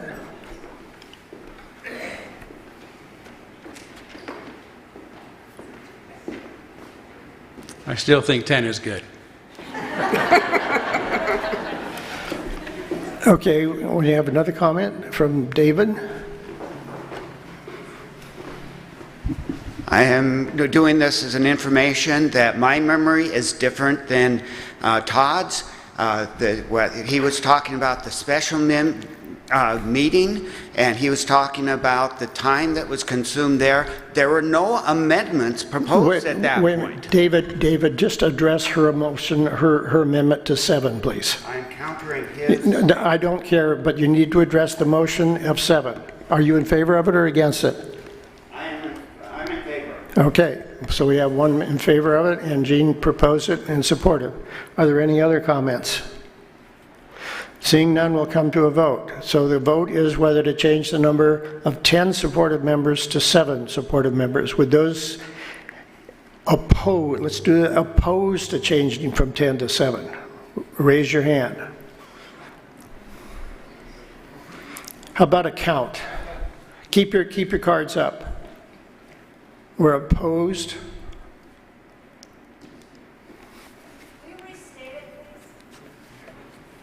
What? Okay. We've asked for information to repeat it.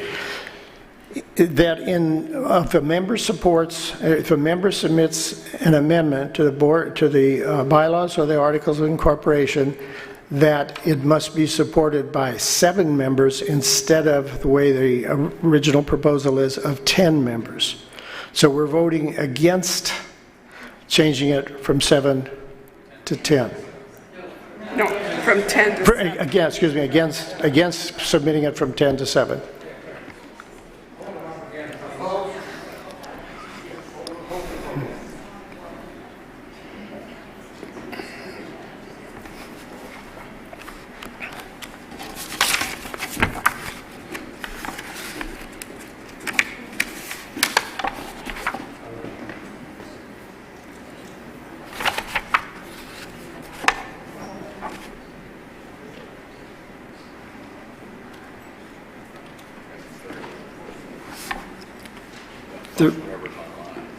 Is there anybody online?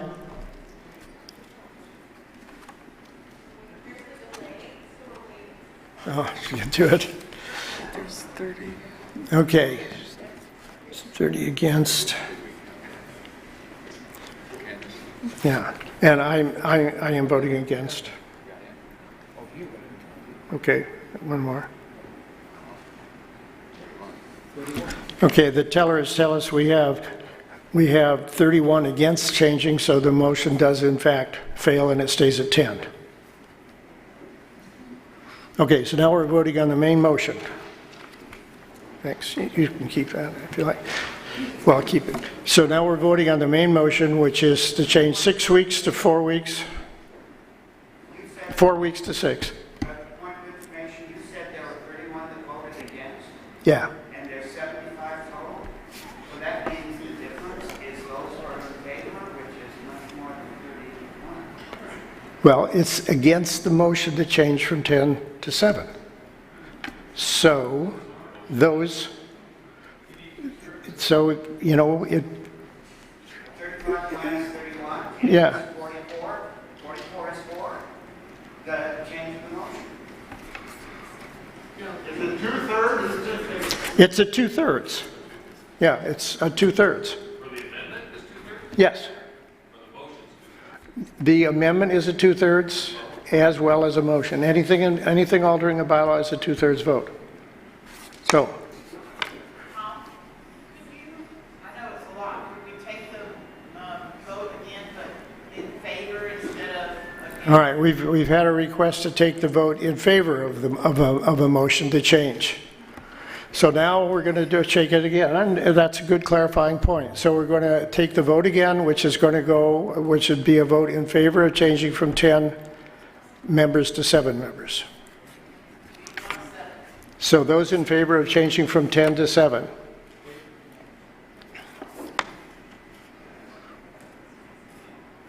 And a 2/3 vote would be 50.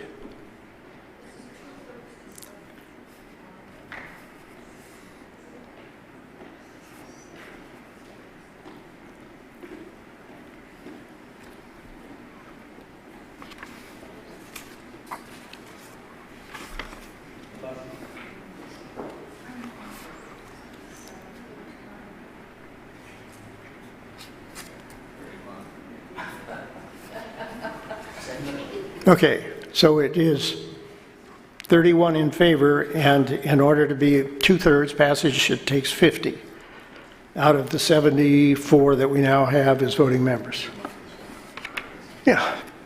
So in that respect, we are back to 10. We're back to changing 4 weeks to 6 weeks, and we're keeping it at 10. So, point of information.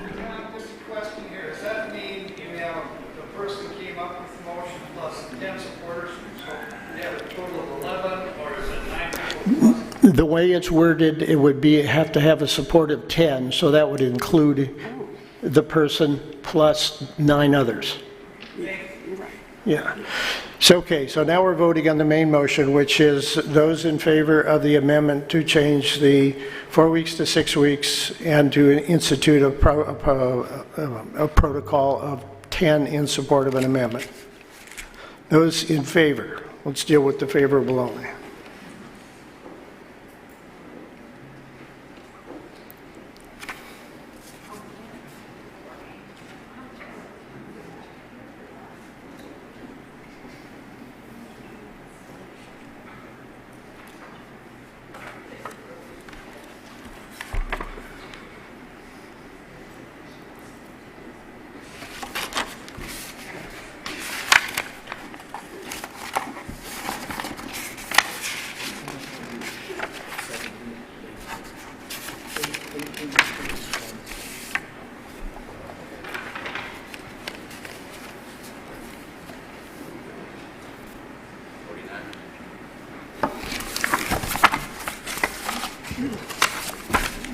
You have 49 in favor?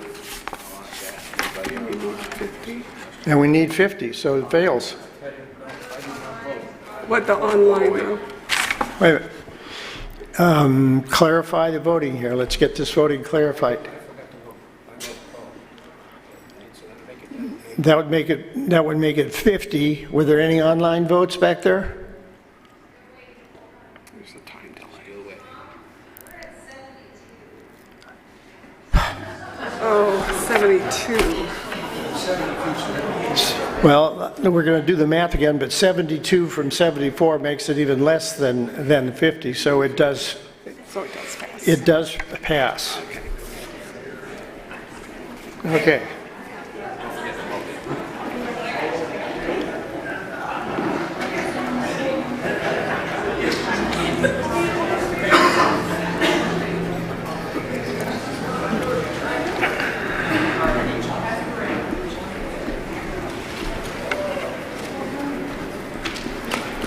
So the number to pass an amendment is 49 now, because of the change in number of voters. Okay, the next amendment is motion 3 from the board, which would be Richard Steele presenting that one.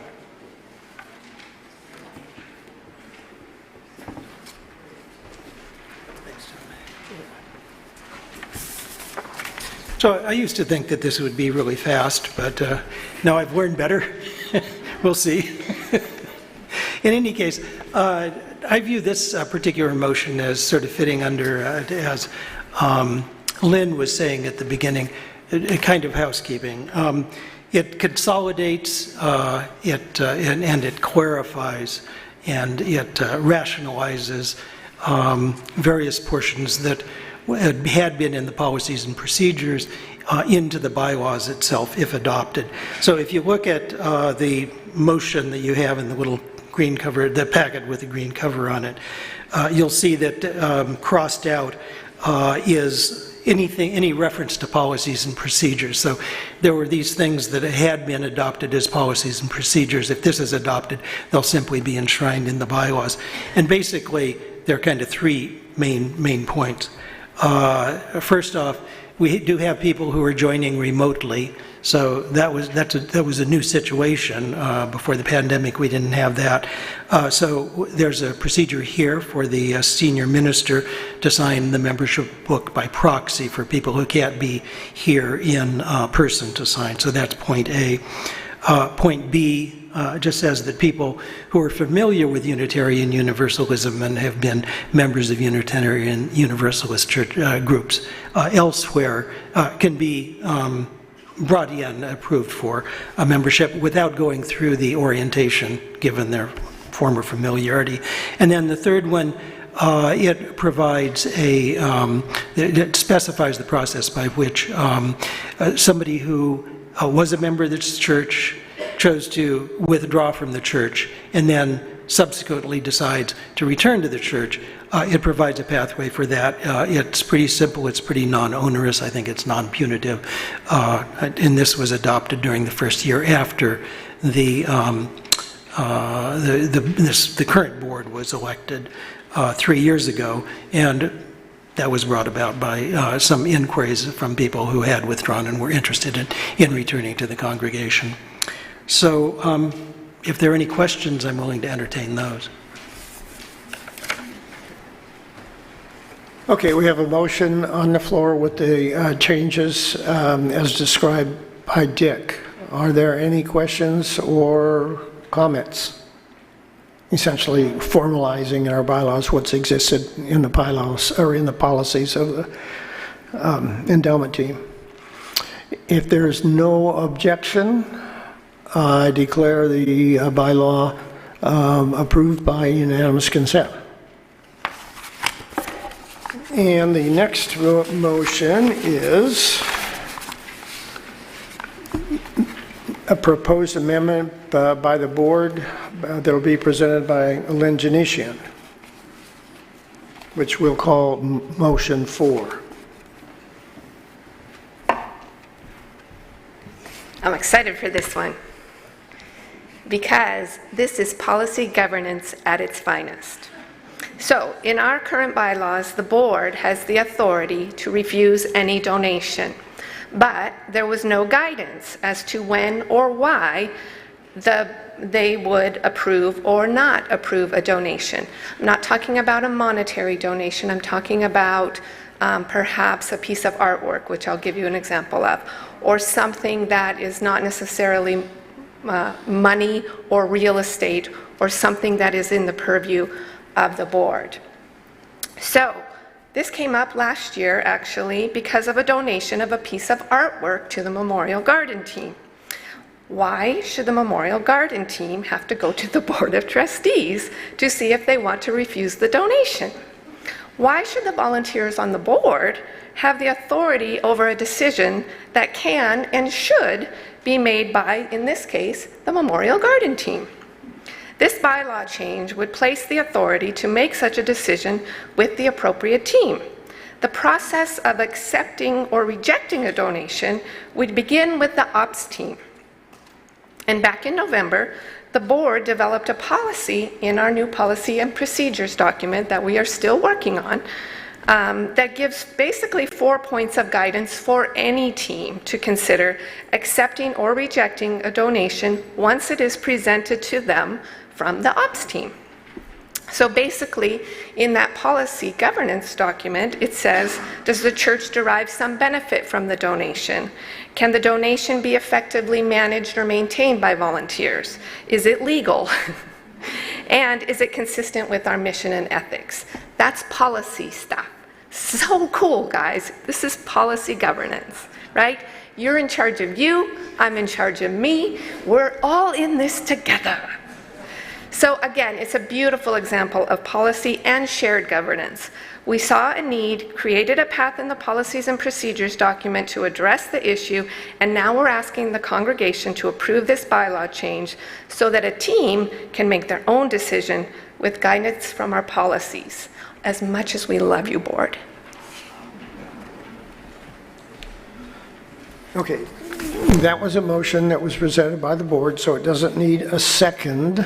Are there any questions, though, about what Lynn just explained to everybody? Okay, seeing we have a question in the back. Would you please come forward, or someone wander around with a mic?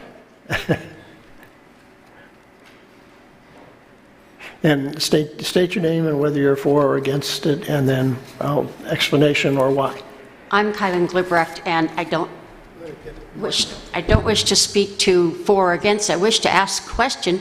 I thought we were getting rid of the policy and procedures document and replacing it with items in the bylaws. No, the policy and procedures document will always have a policies and But you just moved some things from there to the bylaws, is that correct? Some things have been moved to the bylaws, yes. That answers my question. Thank you. Any other comments or questions? Okay, any objections? Seeing no objections, I declare this motion, an amendment, accepted by unanimous consent. The next motion is motion 5, which was authored by Jean Larson. So would you like to come and present that, please? And state the amendment as succinctly as possible, and then explanation if you wish. Okay, this is an amendment to Article 4. Let me get this down for you. Oh, thank you. Under congregational meetings. Section 1, well, the only change is an addition of 5 for every 6 words at the end. An annual meeting of the church shall be held during the final month of the fiscal year to consider such business as may properly come before the congregation, such as bylaw amendments, which have been submitted to the board in sufficient time to be included in the formal notice of the meeting, and the addition is as set forth in Article 16. And I know when I was... You need to get a second. Oh, all right. Is there a second? We have a second, so go ahead and explain why you would like to have this amendment. Okay, there are quite a few suggestions in Article 16 as to how to present an amendment. So a person needs to read that as well as what's here in Article 4 before they can present an amendment. And by way of further clarification, the point that really came up, and you brought it up, was there are two places that talk about amendments, and yours is saying let's link them together so that anybody looking one place finds the other one. Any comments, any questions? Okay, and the board of trustees supported this. So seeing no objections, I'll declare this amendment adopted by unanimous consent. And then Jean, Jean had another motion that was advertised, and she'd like to address that. Okay, this is motion number 6, and I am choosing to withdraw this amendment about the Memorial Garden. The amendment would have been, the board shall assure that there will always be a Memorial Garden team. The suggested number of members on the team is 3 to 5 with no limit to the duration of the terms of service. First, I want to thank the members who supported this amendment to the bylaws. I've been a member of the Memorial Garden team since it was created 20 years ago. Since that time, no mention of the garden has been included in our bylaws, and I think that that oversight needs correction. However, the board voted not to support my amendment because they think the mention of the Memorial Garden should not be included in the bylaws, but instead added to the policies and procedures document. This is where we disagree. I think the Memorial Garden should be mentioned in the bylaws, and I don't want to argue about that at an annual meeting. So I am withdrawing the amendment because I think the issue needs more discussion before it is presented to the congregation. Okay, so Jean is withdrawing the motion, so we will not be considering that, and I think she's going to bring that before the board to talk about how to handle something as important as the Memorial Garden. Then we modified the agenda. David wanted to have, as I took it, and you could clarify this, a motion that would direct the board to share with him a document that apparently was not circulated to him that concerned an amendment that did not appear on this docket. Is that right? Okay. And is that enough said to clarify how you want to vote? Okay, so we're going to have a vote, and this would be just a 50% vote about whether to, a 50% approval, majority approval, whether to direct the board to share with David a document that was apparently internally circulated but not shared with him regarding an amendment that he submitted. May I have those in favor, please?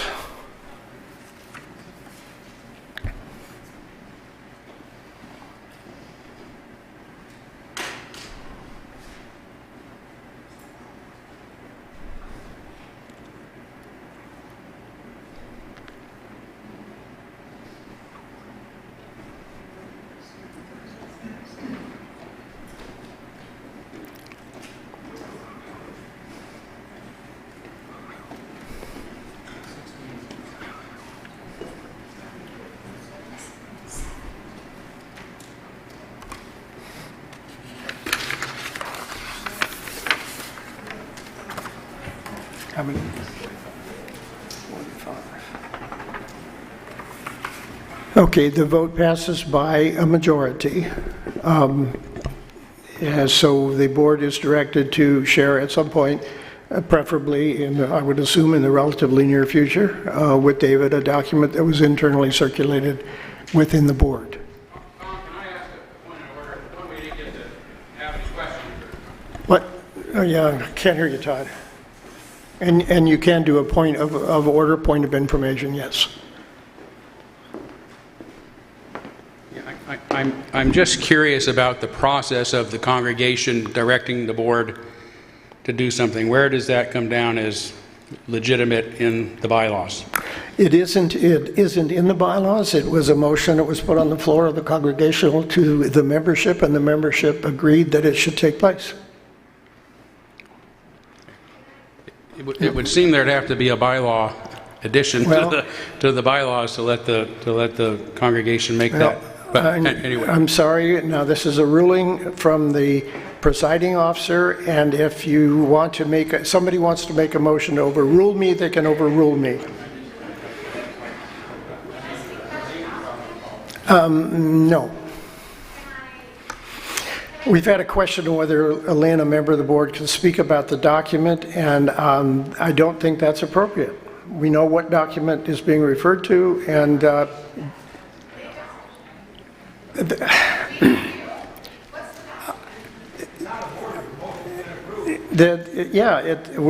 it's been taken care of, and there isn't even a way to technically rule me out of order because I didn't make this decision. The congregation made the decision. Period. Okay, point of question then. What's the document? What document? Okay. I guess for clarification, David, would you clarify what document? I thought that you clarified it when you spoke in the beginning. And just clarify the document. You don't need to go into any information you may or may not have about it. The document was prepared by Lynn. She said she prepared it. She said she sent it to the board members, and she specifically said she did not send it to me. It had to do with what she called redundancies. Okay, you don't need to go into any more detail. Does that clarify what document it is? Okay.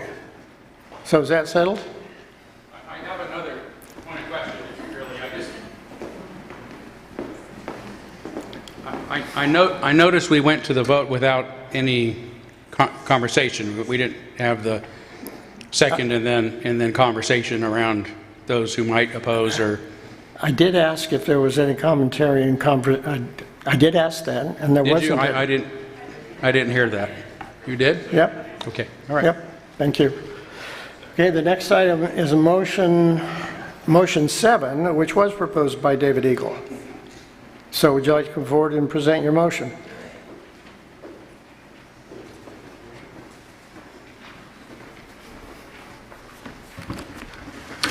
Yes, this I thought would be a slam dunk. But the board has voted against it, and I listened to their arguments against it.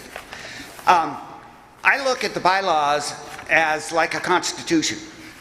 Let's look at the U.S. Constitution. What happens... Excuse me, David, would you state your motion, please, so that people know what you're talking about? I know that most of them have it, but state what your motion is, please. Okay. The motion is...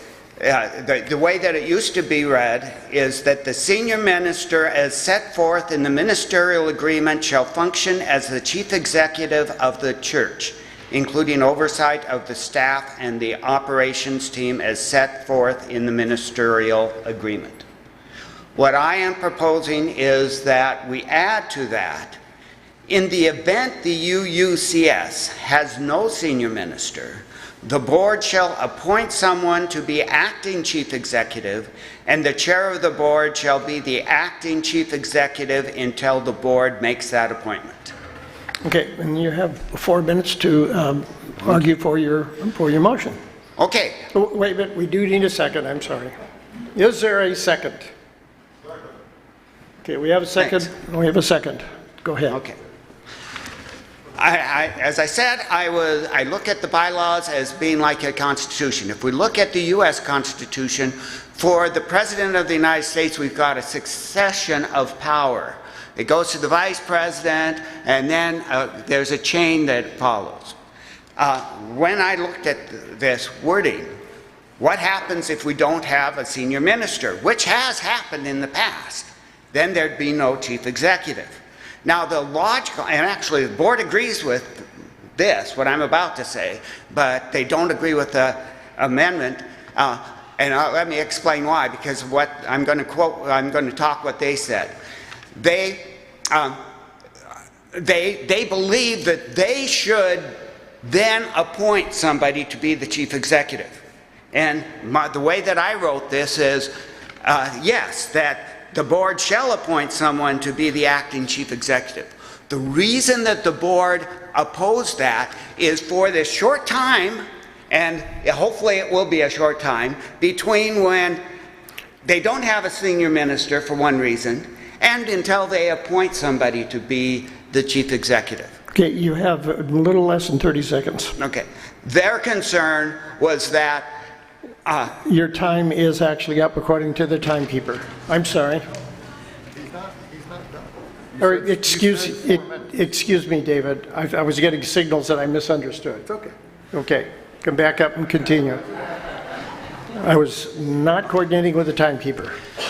Okay, the board was concerned with that short period of time when I said that the board, the chair of the board would be the chief executive. Hopefully, they agree that should be as short as possible. It should be an emergency situation. I'm just trying to fill in the gap. They want to throw out the whole thing. It's like throwing away the bathwater as well.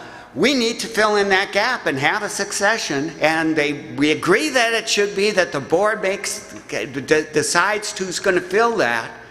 And if you don't pass this motion, the board won't have that power. Thank you. Okay. Now, do we have any comments from anyone regarding this so that we could try to deal with what David has presented? Susan.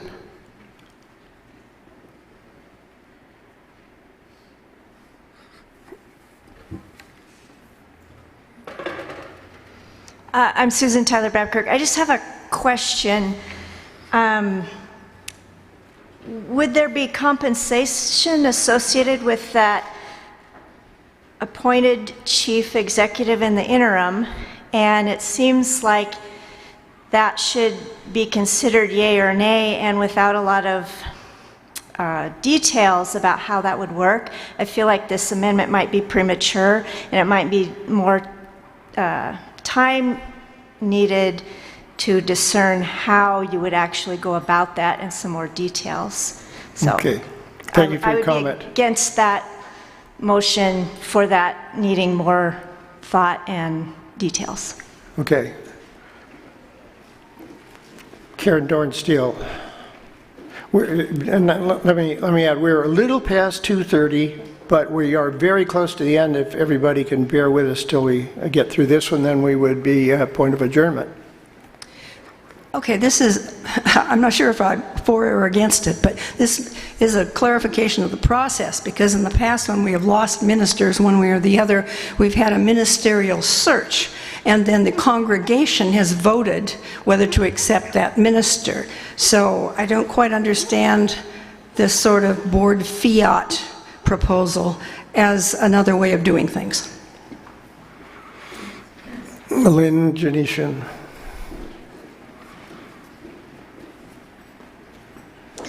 I'm opposed to this amendment because I believe it's unnecessary. It would be such an emergency situation that the board would come together.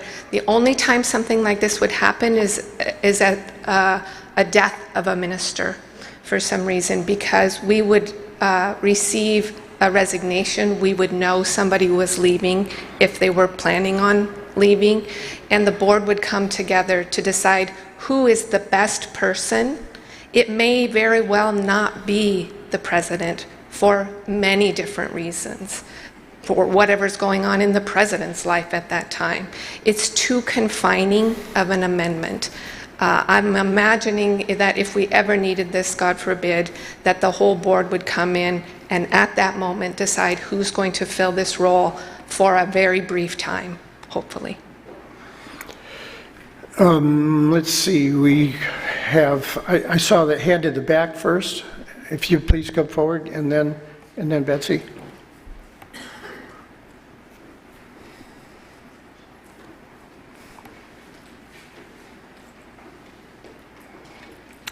And give us your name and whether you're for or against, or just have information or a question. I'm Marilyn Johnson, and I guess I'm against this, but I have a modification idea. So I propose an amendment. Just a second. Let's hold that, yes, you can propose an amendment, but let's have a comment, let's get through the comments, then we'll come back to you on that. So sit up here in front if you would, please. Betsy Rush. I'm opposed to the motion. I want to repeat what Susan said about it needing more time and consideration. It is true we need a succession plan. I agree. I was on the Board of Trustees when we lost a minister, and we went out in the community and found Hollister Redaway. You guys probably, some of you might remember him. Formalizing a process to do that would not be a bad thing, but I think just kind of throwing it on the chair of the Board of Trustees wouldn't be quite right. We just need more detail. Okay, thank you. We have another, come on up, please. My name is Dan Akert. I was on the search team when we got Todd here, and it took $17,000 for a search team, and it also took a lot of time, a lot of effort. And I think putting something this tight, this kind of a ruling, it makes it very difficult for the board, because it's a complicated issue. It isn't all that simple. And so I'm against this motion. Thank you. Dick, please. I'm Richard Steele, and I also am against the motion as it is written. I concur that this is, and I commend David for bringing to our attention an important issue that it needs to be resolved. The one thing I wanted to say is that whoever happens to be the board president is, to a certain degree, sort of haphazard. That is to say, we have 7 members on the board, and they kind of cycle around among themselves and pick whoever is going to be the board president. That person may or may not have the skill set to be the CEO, although they may be well submitted or well situated to address the issues that just facing the other issues that are facing the board that year. Okay, and then before we come up with a possible amendment, let me add this thing as taking out the moderator hat, putting on the parliamentarian. I went through the bylaws this morning and did a search for the number of times chief executive shows up. It shows up 5 times in our bylaws. One is in the definition of minister, in which it says the minister shall also act as a chief executive. And the other 4 times in the bylaws, the only reference to the use of the word chief executive is as like comma after senior minister. So that alone presents some kind of an issue when you have a board president that may be falling into a position. So that should be something that maybe most of you wouldn't have thought of with regard to how chief executive is referred to in the board. So if you had a proposed amendment, well, let me ask, are there any other comments? And then let's see what you would suggest as an amendment, because that would be a legitimate. Wait a minute, we have a comment in the back. You have to come forward, please.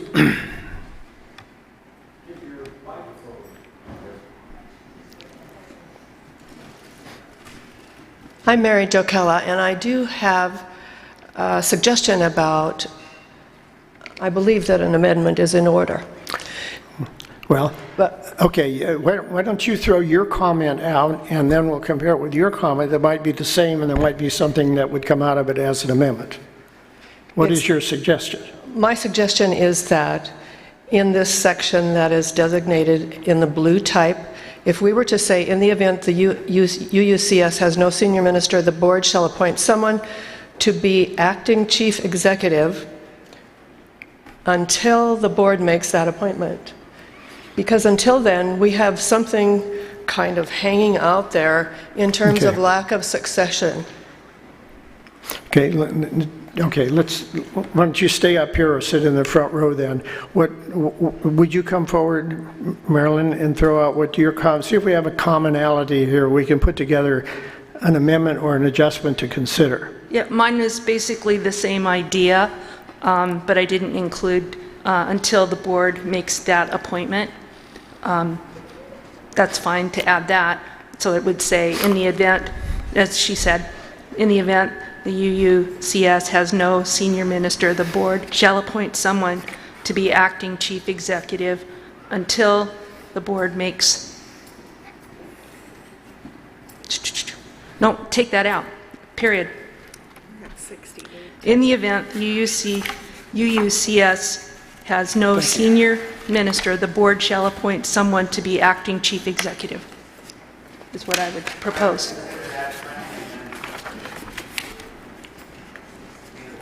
Okay, wait a minute. David Eagle has a comment?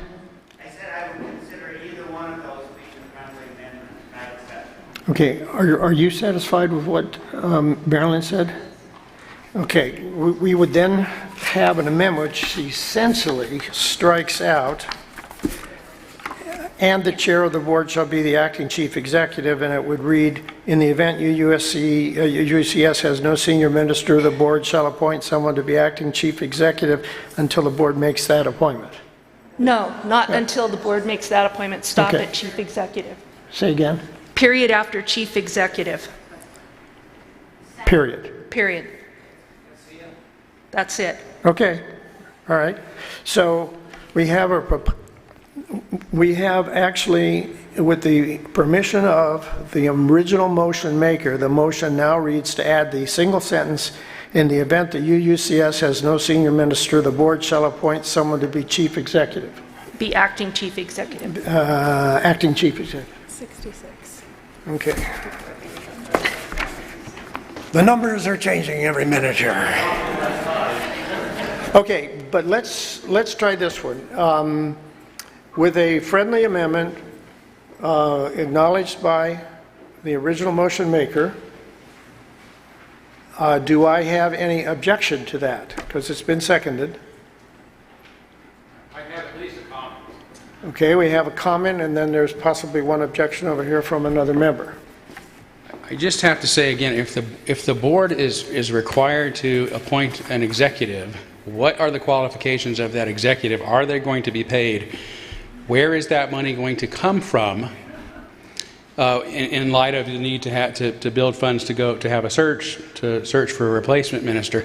Usually that's what the board is for, right? The board is to fill in the management positions when those holes are filled. So it seems like it's a problem that doesn't really need a solution because we already have the answer. That would be my opinion. But again, I would worry about strapping the board with a responsibility that could be costly, either because you have to have money to pay an executive, or you appoint somebody who's not worth being an executive or doesn't have the actual skills to be so. So those would be problems I would be worried about coming up. So anyway, that's enough. Okay, did you have a comment, Dick? We have a comment from Catherine.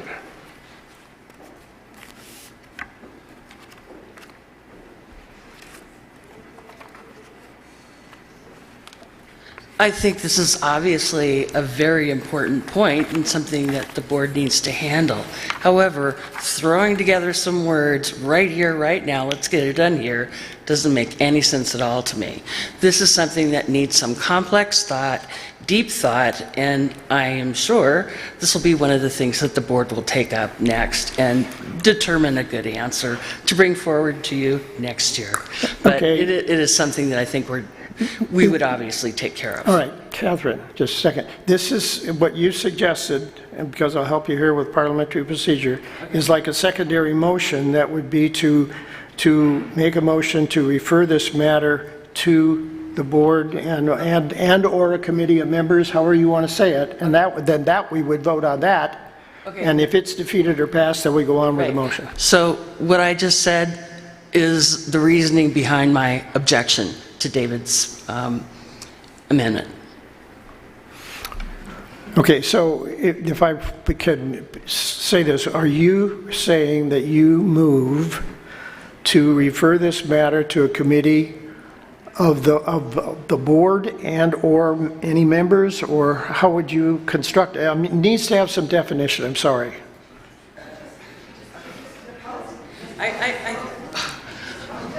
I think that coming up with an amendment right now to address this right now is not a good idea. That's why I'm objecting. I'm not going to propose anything because I just know that in the course of the board doing its business, this will be handled by the board. We're not going to just drop this one because it did come to our attention and it's important. But to propose how it should be handled right now, I think it's a waste of all of our time. Okay, so you're just stating your objection to the I motion? object. Okay, all right. All right, good, want to make that clear. Okay, we have another comment in the back, and we're considering the main motion as adjusted by the friendly amendment. Go ahead, come on up and speak if you wish. With the microphone. It's Mary Jo Kelva again. I have second thoughts here. I understand, Catherine, thank you for this comment, and I really appreciate these different views.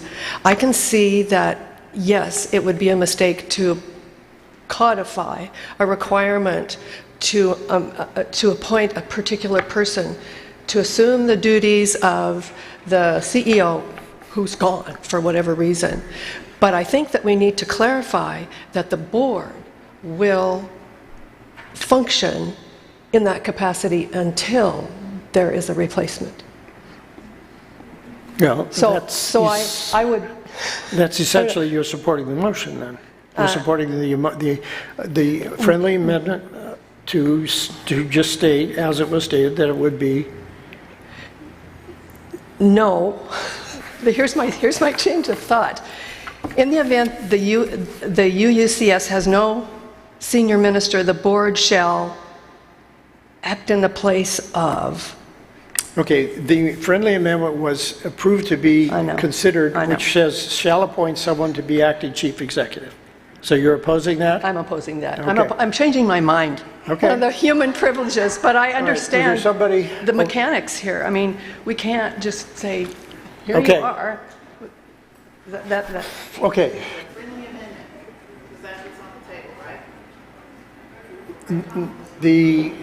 The friendly amendment is on the table, which would be just simply stating, in the event UUCS has no senior minister, the board shall appoint someone to be acting chief executive.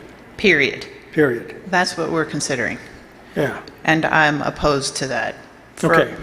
For the reasons that Catherine stated, and also when I was on the board I'm remembering again, I was on the board when we were without a senior minister and the board had to do something. And we did not look for a chief executive, in so many words. We were looking for an interim minister. It's a whole different thing. Okay. We just need to focus on this wording right now. Right. And I don't want... So you're wording, so I'm opposed. and I'm giving my reasons. Okay. And you're opposed, and they've been stated before, Even to so the we friendly with the just period. don't need to have them repeated again. Dan? I'd like to call a question on the amendment or vote. Okay, that takes a 2/3 vote to call the...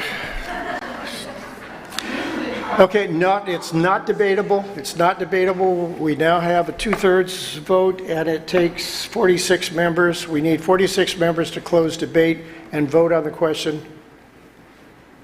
So, those in favor of closing debate? I don't need a count. I'm seeing an overwhelming number of people who want to close debate. So the debate is closed.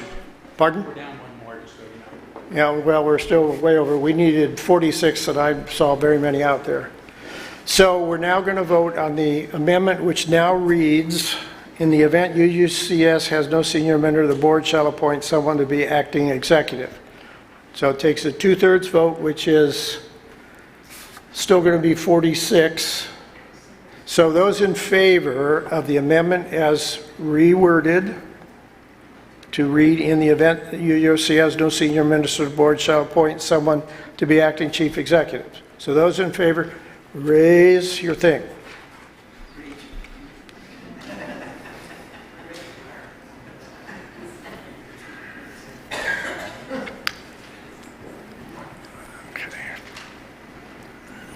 This is one where I should have counted the negative votes first, I think.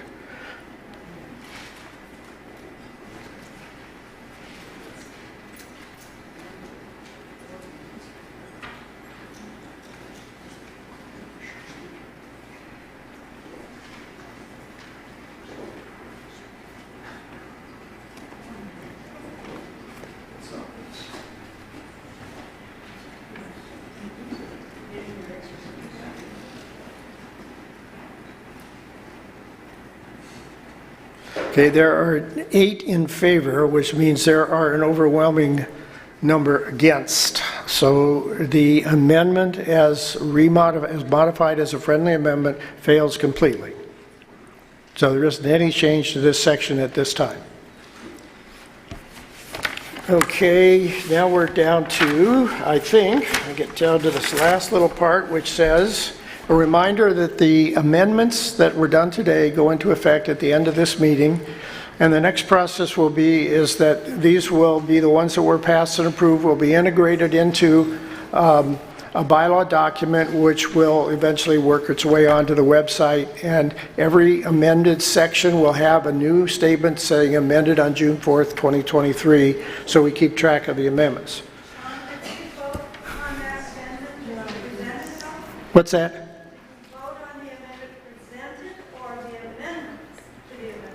Well, he had a friendly amendment. He had a friendly amendment which changed the wording, which we did vote on, and it was not approved. Okay, so the meeting is adjourned. Thank you.